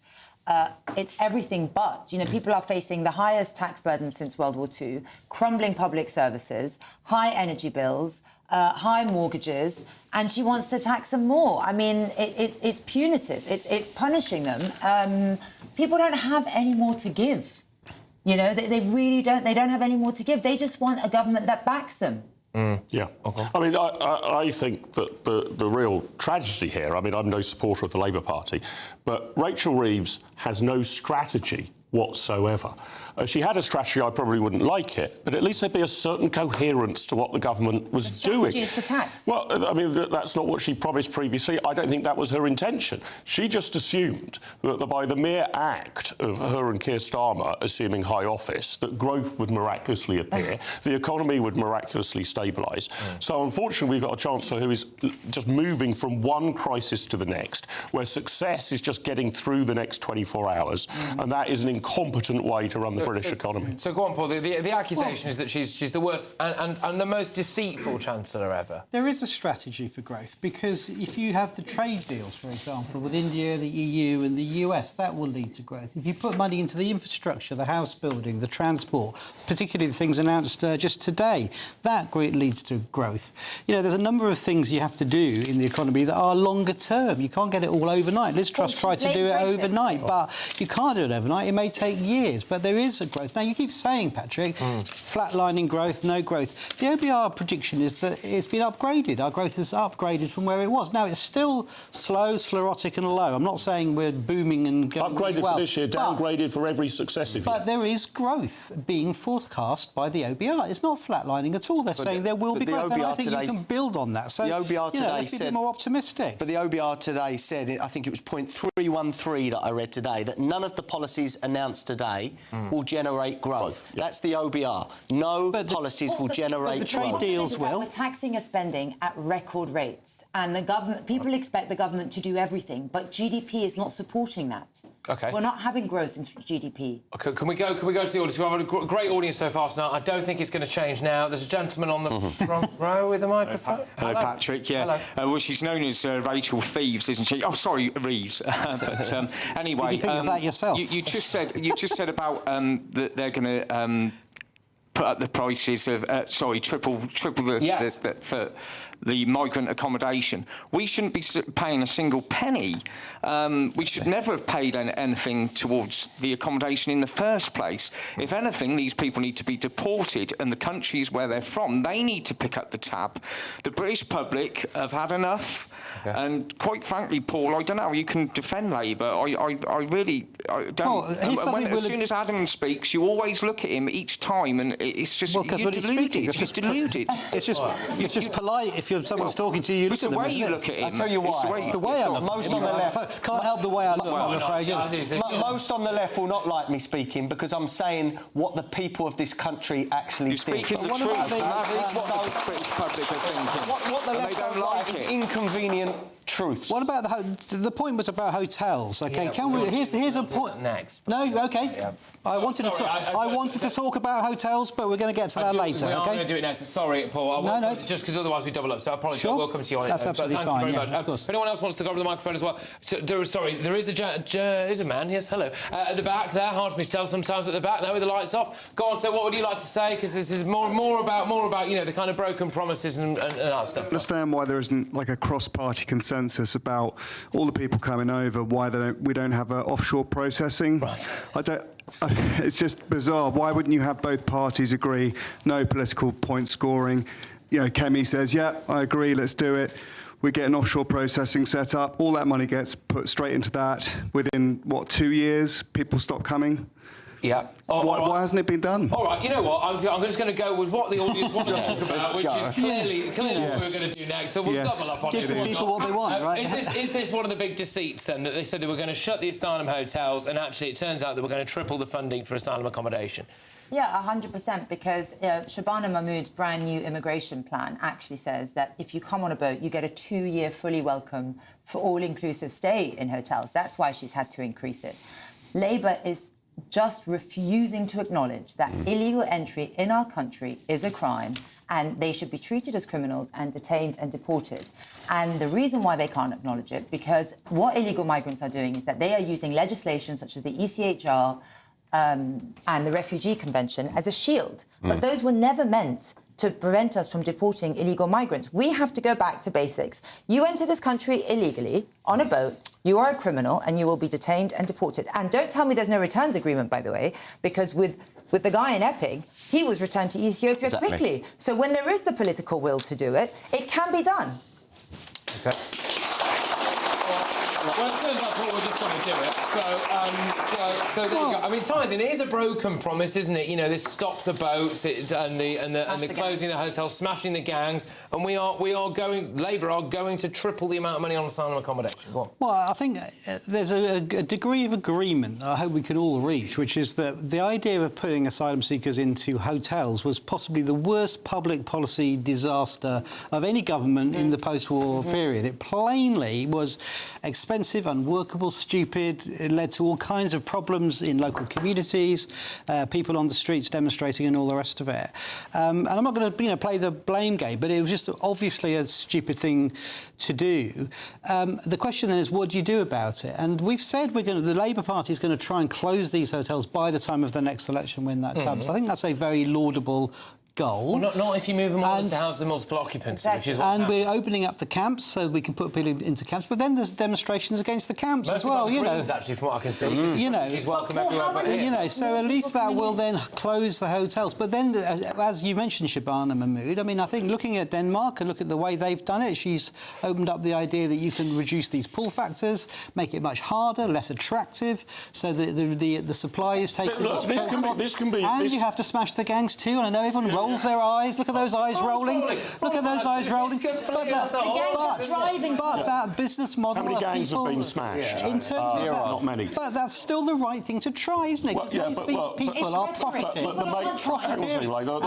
We're also, just tiny more point on the hotels. We're also taking the money off those people who profiteered off the hotels, driving around in Lambos and Mercs off the back of the hotels they own. So we need to take that money, and we've started to get that money. In order to crack this, you've got to do two things. You've got to speed up however many people are coming in. The asylum claiming process from about 18 months to about 18 days. How on earth does it take 18 months? If you come on a boat, you cannot claim asylum. Right, well, that will be done within 18 days then. That's fine. It is ludicrous that any of these claims are taking a year and a half. So there's a backlog of vast numbers of people sitting around for that period of time. Also, what is wrong with actually building a civilised but not luxurious encampment somewhere, right? If you look at the number of people... we already have them. These RAF bases are already there. If you look at the number of people in... If you look at the number of people in asylum hotels, it is almost exactly the number of people who go of a given day to the Glastonbury Festival. All right. I think I might have a solution. Take the Glastonbury site and make that the big asylum hotel. Very quickly. If they pick this up after the break. If the government had a will to stop this crisis, this asylum seeker crisis, they could do it. We've had a group called Raise the Colours that have gone over there and stopped more boats than our government has in the last year. Stop the hotels. It's sending a message to the world that you can come over here and have a taxpayer-funded holiday. They're getting drunk, they're gambling, they're committing rapes and they're committing sexual assaults in our towns. British people are working to fund the holidays of foreign migrants. It has to stop. Yeah. OK. All right. Promise. We rattled off a few, so we're going to be talking about broken promises and the fact that, yes, you might have missed it today, but the cost of asylum accommodation is actually going to triple, just as all of our taxes are going up. That's fantastic. But, hey, perfect time to get your little mitts on £40,000 in tax-free cash, isn't it? £1,000 to spending your favourite supermarket and a GB News Christmas goodie bag. Here's how you can be in it to win it. There's just 29 days until Christmas, and it's the final week to see how you can enjoy it on us. That's £30,000 in tax-free cash to make 2026 fantastic. A further £10,000 cash to spend on gifts for all the family, the tree and decorations. £1,000 in vouchers to buy a slap-up Christmas lunch at your favourite supermarket. And finally, a GB News Christmas goodie bag. Plus, we're going to get it all to you in time for the big day. For another chance to win, text WIN to 63225. One entry costs £2.50 plus one standard network rate message. Or text BONUS to 63225. 5 entries cost £5 plus one standard network rate message. Go to gbnews.com/win. Entries start at £2.50. Call 0903 686 3232. Calls cost £2.50 plus your network access charge. Or post your name and number to GB17 PO Box 8690 Derby DE1 9TT. UK only. Entrance must be 18 or over. Lines close at 4 p.m. on the 28th of November. The winner may be contacted live on GB News, week commencing the 8th of December. Please check the closing time if listening or watching on demand. Good luck.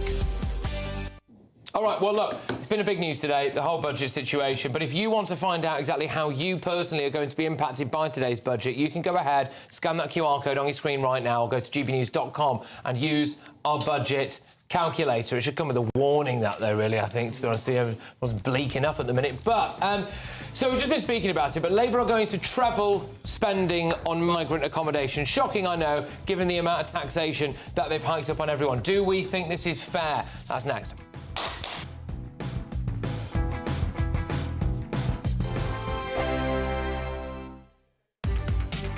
From the school run to the home run, watch a new show for all of Britain. He can say whatever he wants. A straight-talking show where all voices are heard.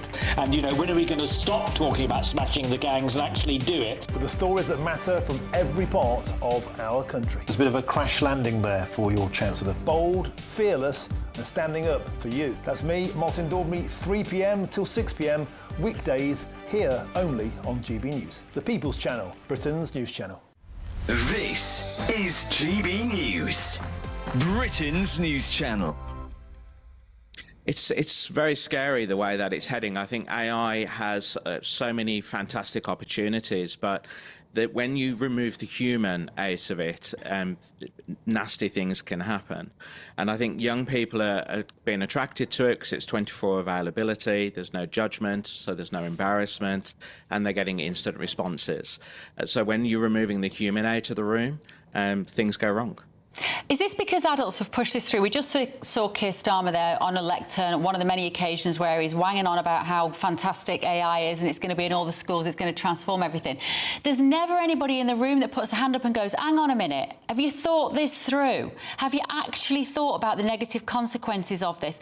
We don't do that when it comes to technology, do we? We just push it through, Colin.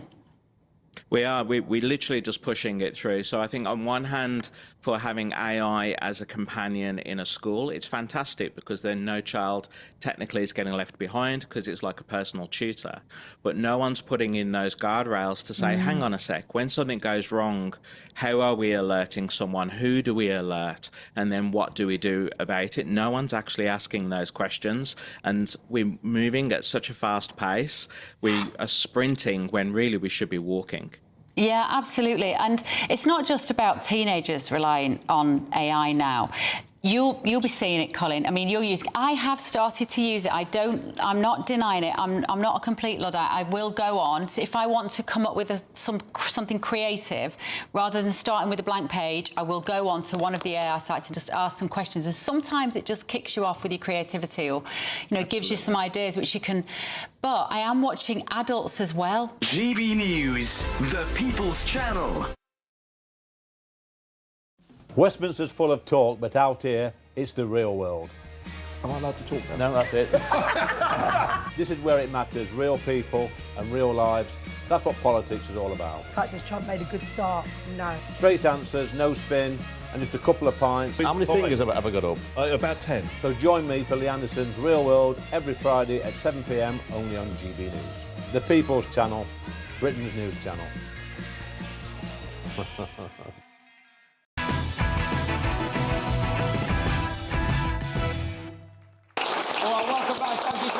Studio audience here to pick apart this budget. We've done quite a lot so far when it comes to national insurance, when it comes to all sorts of different bits and bobs for it. But it wasn't long ago that Home Secretary Shabana Mahmood vowed to crack down on asylum hotels. What were her words? I think that's right. She said, I will close every single asylum hotel. Well, they are sticking to that line, but would you believe it? Labour is set to triple spending on migrant accommodation. Yep. Seriously. And it's now been revealed spending on migrant accommodation is set to reach in excess of £15 billion over the next 10 years. That's thanks to Labour. So, is that how you want your taxpayers' money to be spent? I mean, bearing in mind that today, obviously, people are going to be clobbered with a few different things. I mean, the price of your latte is going up, for example, but some of that is going to end up going to the Holiday Inn down the road, isn't it? So, do you think that's fair for people? Of course it's not fair, and yeah, I actually agree with Paul. This was a terrible decision by the last government to start using hotel accommodation. I'm willing to even give, this government a little bit of time to set it right. But I don't know what the plan is to get these people into encampments. And when we say, you said the Holiday Inn, Patrick. I mean, they've taken over the Britannia Hotel in Canary Wharf. Yeah. I mean, this is a 4-star, 200 quid a night hotel. This isn't putting people up in, you know, cheapish one-star accommodation. So there needs to be a plan, and I would have hoped that now, having been in power for more than a year, Labour would have been rolling it out, that we're going to get people out of hotels and into this alternative accommodation. You can have an argument about what that might be, but build an encampment, I don't know, you use disused army barracks or whatever, you survey the whole thing. I haven't seen any of this come on stream. So I'm extremely pessimistic that we'll see this Isn't this today tick down. isn't this today one of the starkest realities, which is that basically I think pretty much everyone feels worse off. Who is actually going to continue to be Who are the better off? beneficiaries? Who are the people who are going to be getting either rooms or houses? Who are the people whose benefits are going to be going up? And a lot of it, Adam, is people, not just people who are here legally, by the way. We saw with the two-child benefit cap going to go disproportionately to people of Pakistani, Bangladeshi and Somali heritage, but people who are here illegally. Yeah, look, I believe I've seen this stat before, that where we are in Paddington, about 70% of the social housing around this area in London is foreign-born. This country is changing quicker, faster than anyone could imagine. But these asylum seeker hotels are not just a drain on our finances and our taxpayers' money. They are a danger to our communities. I'm from Epping. I'm one of the main people that protests there and tries to get this out in the open. At the end of the day, we should have army or even police on the front of these hotels or these barracks. These men should not be allowed to wander into our high roads, thieving, harassing and committing heinous crimes.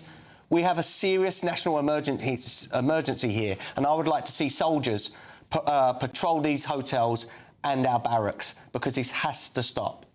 OK, cool. We're going to go to the gentleman in the grey hoodie in a second, at the back. If someone get the microphone too, if anyone's got a mic, lob it to him. Thank you, brilliant. Oh, yeah, OK, lovely. In fact, we'll do it right now. Is that all right? OK, go on, here we go. What would I say? Yeah, it's less of a question, more of an observation. It feels like quite a dangerous budget, in the sense that you get the feeling that, you know, social cohesion at an all-time low, the resentment towards people, you know, whether it's from, you know, the native population, if you want to say native population, and the immigrant population. I think if anyone working in Britain who, you know, lived through all their lives, born here, you know, feel, you know, like feel British, are going to be seeing that, you know, the spending on the migrant hotels is going up by 3 times, or going up 3 times. Like, yeah. How do I say that? You know what I mean? Tripling. Thank you. That's the one I was looking for. It's been a long day. Yeah, I think it's only going to do. It's only going to be, you know, doing worse for social cohesion. You know, it's like a powder keg, and it's just pouring more. You know, I mean, it's going to be a problem. Yeah, I mean, that's a good point. Yeah. I mean, do you think it's got the potential? You're looking at things today, as this gentleman was alluding to. You know, the price of lattes. You're going to charge a little bit more if you're going to want to go stay at a hotel in Birmingham. You know, your taxi fares going up. 1 in 4 workers.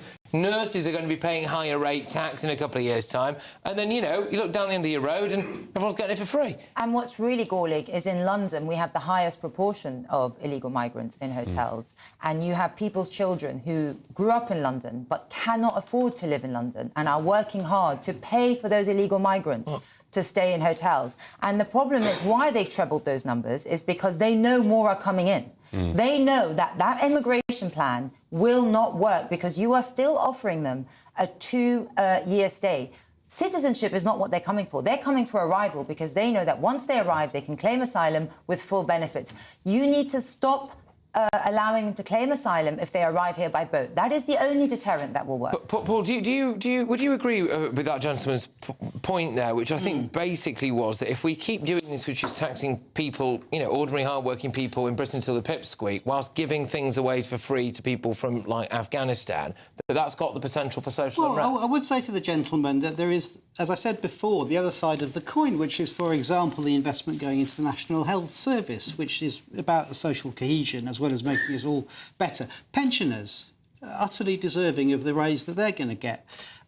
people who are on low pay, so the national minimum wage is going to go up. And for young people as well, they will see their wage go up and get the idea that the work ethic matters.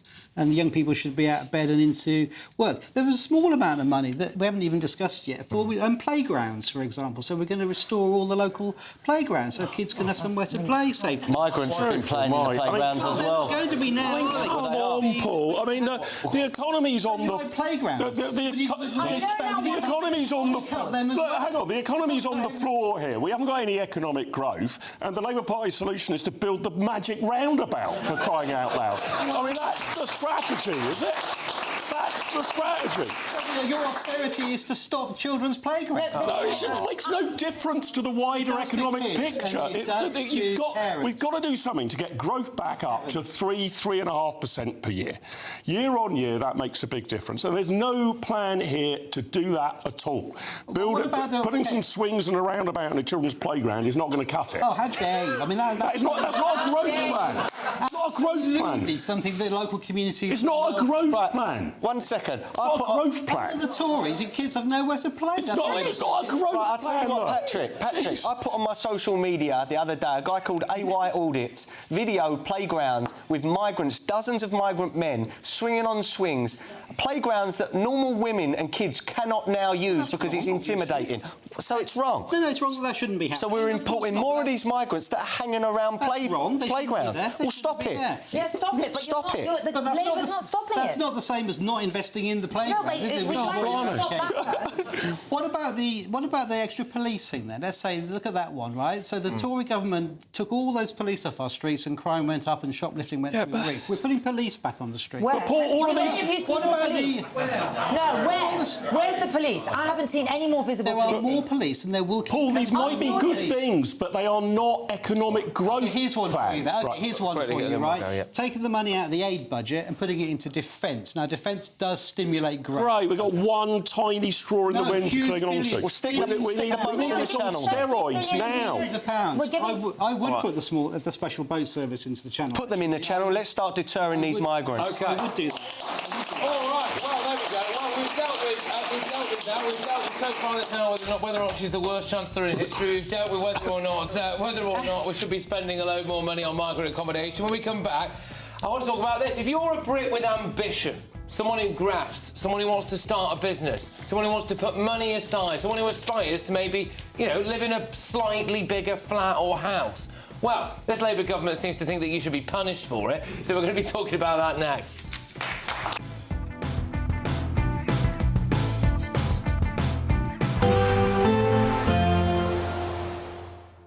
I forecast a perfect holiday in the sun. Weather looking good then? For sure, and no worries about our travel insurance. All Clear Travel Insurance sponsors GBNews Travel Destinations Forecast. Sunny skies for much of Spain on Thursday, not particularly warm, however. More wet weather to come for parts of Italy and some warm winds blowing across the Greek islands. Reasonably warm in the Canary Islands with a chance of 1 or 2 showers. Fine and sunny, as I said, over most of Spain, but it is on the cool side here. Cold winds bringing plenty of showers to Sardinia and Sicily. Some heavy rain heading to Athens, but the Greek islands further east staying dry and sunny. Santorini, though, seeing showers this weekend. All Clear Travel Insurance sponsors GBNews Travel Destinations Forecast. Good evening. Welcome to your latest GB News weather update brought to you from the Met Office. A frost-free night to come, but it will remain overcast and drizzly throughout the next few days. The winds will also start to pick up. That's because of this area of low pressure out in the Atlantic. Ahead of that, a series of weather front will bring thicker cloud and some spells of wet weather, and that rain will push into southeastern areas through this evening. It will be relatively light, but it's going to turn quite damp wherever you are. We'll continue to see further pulses of rain moving in from the west. This could turn heavy across parts of Scotland as well as northwestern England, but as I said, it's going to be a much milder night tonight. An early minimum across the southeast, temperatures closer to double digits to start the day here. Now looking further north and west, this is where the winds will start to pick up throughout Thursday. So temperatures around 11 or 12 degrees across the Western Isles and the Highlands, but a brisk southerly wind will make it feel a little bit chillier than that. And there's going to be a lot of cloud around, some wet weather too, particularly over high ground, western-facing hills in particular. The high ground of Wales also seeing some drizzly outbreaks of rain through Thursday. Southeastern areas should remain largely dry through the day, but there's going to be very little in the way of sunshine, and it is going to be a breezy day. In fact, quite a windy day across western coasts, particularly northwestern areas of Scotland. Now, there will be some sunshine poking out by the end of the day across Northern Ireland and the far northwest of Scotland, so we'll feel a little bit better here, but here is where the strongest winds are, and there could be some blustery showers too.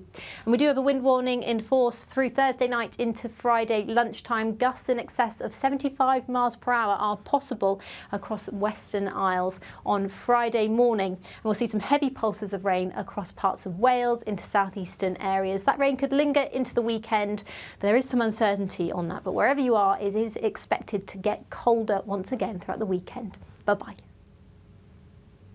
Westminster, the ultimate clique. And you're fighting like rats in a sack. But here on the Camilla Tominey Show, we ask the questions the establishment media is too scared to ask. OK, let me ask you a straight question, because I know you're a straight-talking politician. Whether it's net zero, illegal immigration or law and order, nothing is off limits. You had the power then. Yeah, as and now you've lost it. That's the Camilla Tominey Show, a politics show that's fearless. But no, let me finish my question if you don't mind, because it is my show. Sundays at 9:30, only on GB News, the People's Channel, Britain's news channel. No matter the state it's in, this is our nation. Join me, Jacob Rees-Mogg, for a genuine, honest discussion on where we have been, where we are going, and where we are with the people who set the direction. Tune in to State of the Nation every Monday to Thursday, 8 to 9 o'clock. Only on GB News.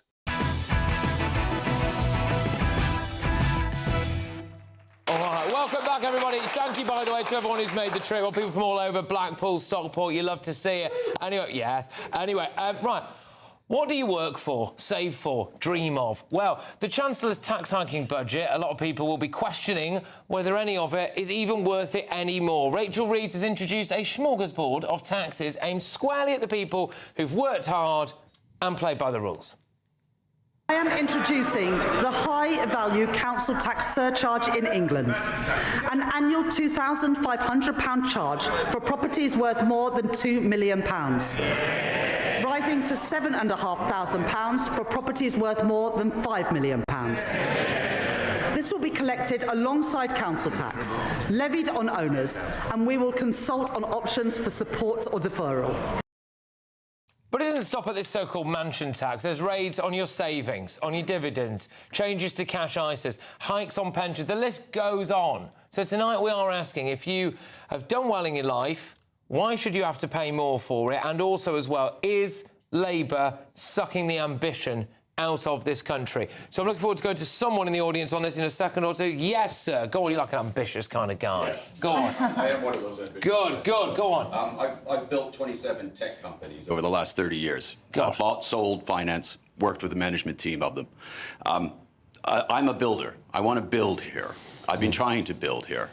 But now I'm looking at the Laffer curve. And for those in the viewers that you don't know it, is the more tax you try to take, the less you actually get. The cost of the collection of the taxation costs too much. I'm also the entrepreneur class of, I think there's about, if we look at the numbers, 257,000 people have left this country over the last 12 months, simply because they've chosen to find a better place to live, somewhere where they can earn their money and keep it too. So from my side, and the question for all of us here today, I think, is the social contract broken? All right? Are we just fodder for the machine? Are our ambitions, our hopes, our belief in the future, the things that we can achieve for ourselves and our families and our country, are all they being quashed under somebody's idealism? Do you mind me asking you this question? Where are you from originally? Originally from Canada. But from Canada, right? No, great. And why? So why did you come to Britain? Was it because you thought this was the kind of place where you could have a go? Yeah, the truthful answer? Go on. I met a girl. There's a joke there somewhere about whether or not she took the ambition out of you, but I won't make it. But are you thinking of leaving to go somewhere where it's a bit more beneficial? Listen, I get offers every day to move somewhere else. Okay. West Coast of America, Gibraltar is one. You've obviously seen Cyprus. Dubai, of course, is a big one. The deals that they're offering us are 10x. I've offered the Treasury in this country over 36 billion worth of taxation in the next 5 years. I've offered them the ability to shift UK GDP by 1.2 to 1.8% in the same period of time. I can't even get a proper conversation with them. And this is the world that we're moving in. So I haven't seen anything in this last budget that gives me hope. Taking a little bit off the stamp duty on the London Stock Exchange, which has no liquidity, by the way, is not something that is very attractive to us entrepreneurs. All right. Well done, mate. Thank you for that. Well done. Look, the problem is this, isn't it? I mean, I've got great sympathy. Thank you for coming to Britain and doing this. Yeah. We need to attract more people like you, right? Not just because they find an attractive girlfriend, but because the tax regime's beneficial to you. Look, we can't fix all of this overnight and at once with, a flick of the pen. But I would like it to be clear that the direction of travel is that we want fewer and fewer people to be paying the 40p rate or the 45p rate, not more and more, right? That generally speaking, we won't come after you in terms of getting our hands on for the government coffers more and more of your cash. Direction of travel. You can't do that absolutely overnight. But I find it difficult to understand, however much I love this country, why somebody, particularly from abroad, would now come here with the aim of, getting rich, building businesses and employing people, because we've made it pretty plain that the tax regime and even the cultural regime is one of resentment and punishment. We've got to change that to get the economy growing. Simple as. I've got to respond to that. Go on, quick. The best thing that UK has going for it, and some of the people here might not believe this, is your lawyers. Right. Your law, your systems, your processes, your sense of fair play and justice, don't underrate it, and that plays on both sides of the house. These are things worth cherishing and working for and keeping, because you can't find it elsewhere. But Labour are ripping that up. Get rid of jury trials. Yeah. There we are. And therein lies the problem. Thank you. Can I just say, I read a ridiculous article, which is that apparently because of this so-called mansion tax thing, people are now taking advice on how they can reduce the value of their home. Smash a conservatory. Smash the backside out of your new kitchen. So that Rachel Reeves, there we go, where's the sledgehammer? Come on, I mean, it's ridiculous. No, it's ridiculous, and you're right, by the way. So we're now at number 20 for IPOs, but we're behind Mexico. And when companies choose to list abroad, they take away their taxes, their employment and their growth, because we've over-regulated and overtaxed companies. One of our biggest unicorns, Revolut, has chosen to set up shop in France. And the Conservatives, actually, and they made a mess of Brexit, because I voted for Brexit, for deregulation. I wanted Singapore on the Thames. Instead, I feel I got more regulation, because Kemi Badenoch, who was in charge of it, said it was too much of a big job to deal with. We need to deregulate, and through that, we need to go for innovation. The thing is, they like to legislate for headlines. But they never legislate for growth. OK, can we just hear quickly from Rachel Reeves, I think? This is a little clip that we've got of her... Is she here? Talking... No, I don't know. Rachel, no. But yeah, go on, here she is. We are sending a simple message to the world. If you build here, Britain will back you. Sorry, I was just a bit of laughter there, I thought. But Adam... Look, we're driving people like this successful gentleman out of the country, and we're replacing them with migrants that can't even speak English and will be on benefits their whole lives. As I said earlier, my whole WhatsApp chats today are all different groups of friends. I've got friends that were electricians that now own multi-million-pound businesses, and they are talking about going to Dubai. I have another friend, built up a huge company, is looking at Portugal. Why? We are driving successful and aspirational people out. These are the people that hire and employ, and we are replacing them by benefit drainers. This country is in a death spiral. Go on, Paul. What's it about ambition being I was going to gone? say that, again, there's another side to the story, which is there are entrepreneurs arriving in the UK. Lots of Americans have arrived in the last year. For example, the trade deal with the US is good news. It's only Americans. It's only actors. The trade deal with the EU is good news for local. We've heard a thing about the London Stock Exchange, which I think is a step forward, maybe not enough, but a step forward. And if we carry on just talking down the country like this, of course nobody's going to want to come. But if we have a little bit of hope, we tried Mark's experiment, by the way, the small state and low taxes, We had austerity, then we had the Liz Truss budget. We've never had austerity. It didn't work. It tanked the economy. It led to absolute chaos, which other, in real life have impacted on real life people's incomes, Okay. So we've tried it and it failed. So instead, let's... We haven't tried it, Paul. The government's not balanced a budget for 25 years. We've been living beyond our means for 25 years. We've been trying government spending beyond our means for a quarter of a century. So hang on, That's the world we've lived in. You say Liz Truss failed. Are you saying this is a success? Are you saying the Labour government's budget is a success? The markets reacted very well today, actually, didn't they? No, they did. Gilt yields were up. All right. They have been stable today. They went up. We're going to have to. All the bad news was priced in. We're going to have to go. We're going to have to see. Just say as well, someone mentioned Revolut there. Obviously, we've not gone to them for a right reply because we know it's going to come up. So, we don't know what they might say to the reasons behind why they left. But anyway, yes, when we come back, we're going to need a bit more audience participation here because we're going to go to my panel's Budget Best, which might be a struggle, and Budget Blunders, which you could probably do another whole show on. In fact, I think we have, actually. So, there we go. All that coming your way and more. Stay tuned.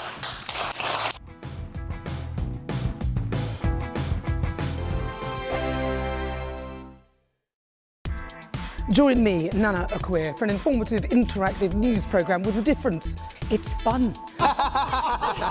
No, you didn't say that, Dave. I'm so surprised. I think there's an element of truth to that. Join me from 3 p.m. every weekend, only on GB News, Britain's news channel. This is GB News, Britain's news channel. Meghan coaching the world on keeping relationships warm is a plot twist. I mean, she treats relationships like seasonal decorations. They're out by January. I think that this is such a joke. But this ultimately, we know that this exists because she's trying to drive traffic to the retail arm, which is As Ever. But how successful truly is As Ever, and how much does Netflix really believe in As Ever when they're not even featuring her products in their upcoming pop-up stores this season?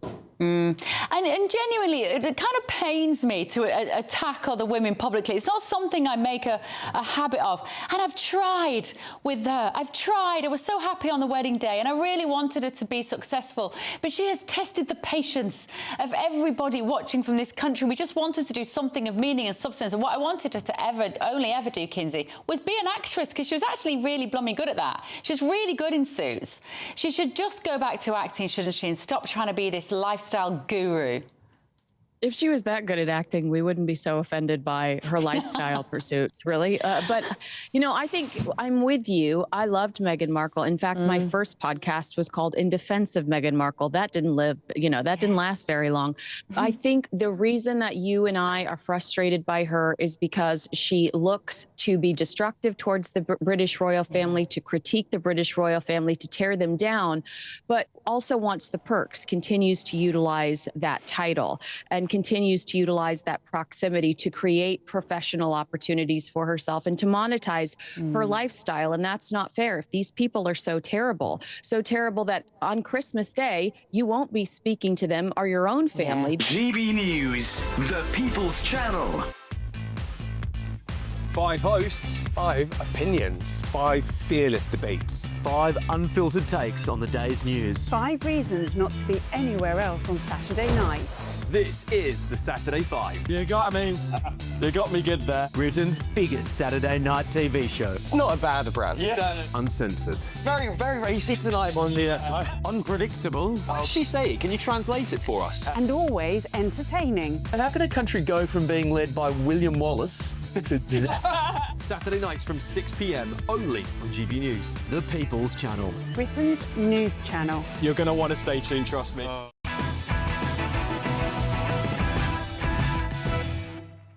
Massive thank you to the best audience we've had so far. Let's rattle through this because we talked about the budget. We're going to have budget bests and budget blunders. Oh, this doesn't just happen, everybody. OK, right, budget bests, please, Adam. Right, this budget makes apprentice training free for under 25s. Now, I've got a 16-year-old boy that wants to be an electrician. He's at college at the moment. So this will encourage young people to get out and work. So I've got to give Rachel Reeves credit here.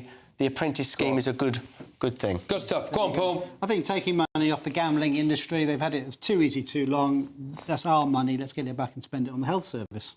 OK, all right, go on. For me, although it was unconscionable, it was the fact that the OBR leaked the budget before Rachel Reeves stood up, because it meant I could read it without actually having to listen to the Chancellor herself. That was a welcome relief. That's my budget best. All right, brilliant. Go on then. For me, there was some talk about AI and investing in innovation and using AI in public sectors, but we'll jump on to the blunder after that, the problem with that. So investing a bit in AI? Yeah, I mean, there was a slight focus on AI. You've really had to work to find something I've positive really had here, to. haven't you? OK, all right. Well, we'll get the audience to vote on this. The apprenticeship help. Fine.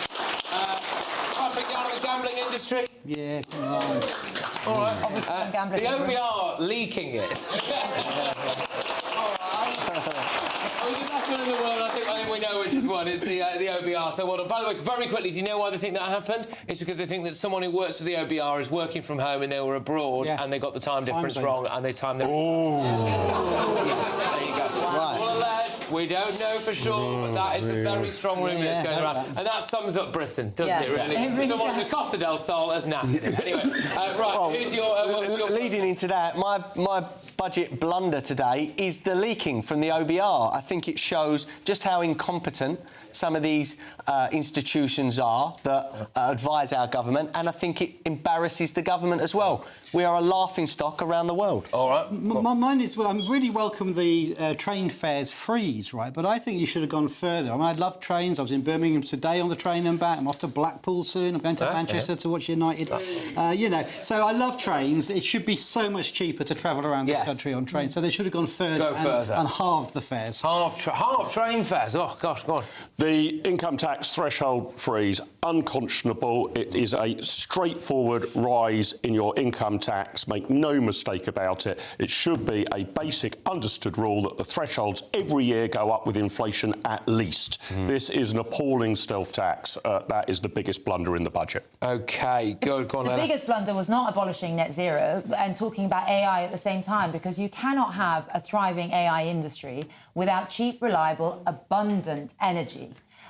So what Labour's still doing is they're offshoring our pollution, offshoring our growth, and offshoring our AI industry. OK, right. Ed Miliband to do a lovely video with a ukulele just to sell it to you. With a ukulele played in midfield for Chelsea, but a ukulele. A ukulele, exactly that. Exactly. To be fair, he would have done it. Listen, That would be a good video. I'm a publican for a reason. Sorry, I had to do that. No. Right, go on. Right, so for blunder, the OBR League. Right, we've done it. You're all clapped off the OBR, aren't you? We're done it. We've got not halving train fares. Yes, come on. Oh, all right, that was a bit of that. Trains, we've got the fact that you're all going to be paying more income tax, basically. Yeah. And not, was it not scrapping net zero? Yeah. Not scrapping net zero.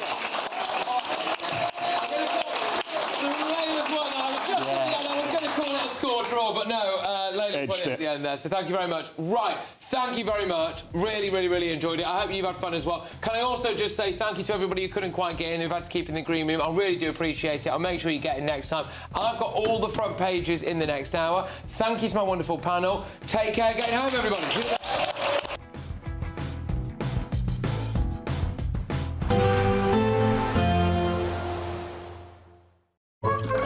Warm and cosy, with a chance of zero visibility.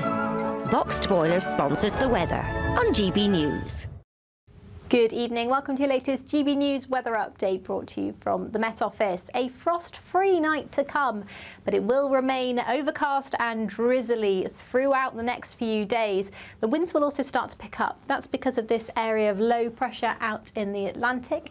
Ahead of that, a series of weather front will bring thicker cloud and some spells of wet weather, and that rain will push into southeastern areas through this evening. It will be relatively light, but it's going to turn quite damp wherever you are. We'll continue to see further pulses of rain moving in from the west. This could turn heavy across parts of Scotland as well as northwestern England, but as I said, it's going to be a much milder night tonight. An early minimum across the southeast, temperatures closer to double digits to start the day here. Now, looking further north and west, this is where the winds will start to pick up throughout Thursday. So temperatures around 11 or 12 degrees across the Western Isles and the Highlands, but a brisk southerly wind will make it feel a little bit chillier than that. And there's going to be a lot of cloud around, some wet weather too, particularly over high ground, western-facing hills in particular.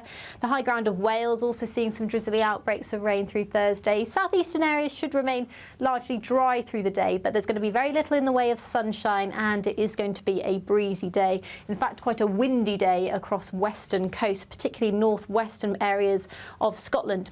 Now, there will be some sunshine poking out by the end of the day across Northern Ireland and the far northwest of Scotland, so we'll feel a little bit better here, but here is where the strongest winds are, and there could be some blustery showers too.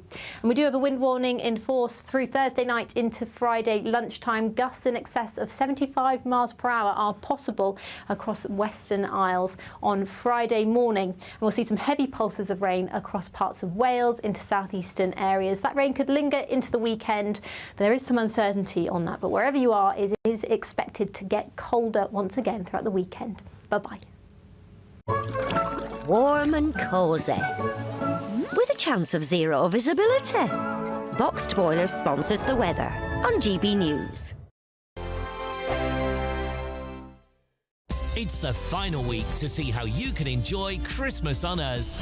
First, we'll give you an incredible £30,000 in tax-free cash. Then we'll give you a further £10,000 cash to spend on all your Christmas presents, even the tree. Christmas lunch, that's on us too, with £1,000 in shopping vouchers to spend at your favourite supermarket. Finally, a GB News Christmas goodie bag. For another chance to win, text WIN to 63225. One entry costs £2.50 plus one standard network rate message. Or text BONUS to 63225. 5 entries cost £5 plus one standard network rate message. Go to gbnews.com/win. Entries start at £2.50. Call 0903 686 3232. Calls cost £2.50 plus your network access charge. Or post your name and number to GB17 PO Box 8690 Derby DE1 9TT. UK only. Entrance must be 18 or over. Lines close at 4 p.m. on the 28th of November. Please check the closing time if listening or watching on demand. Good luck.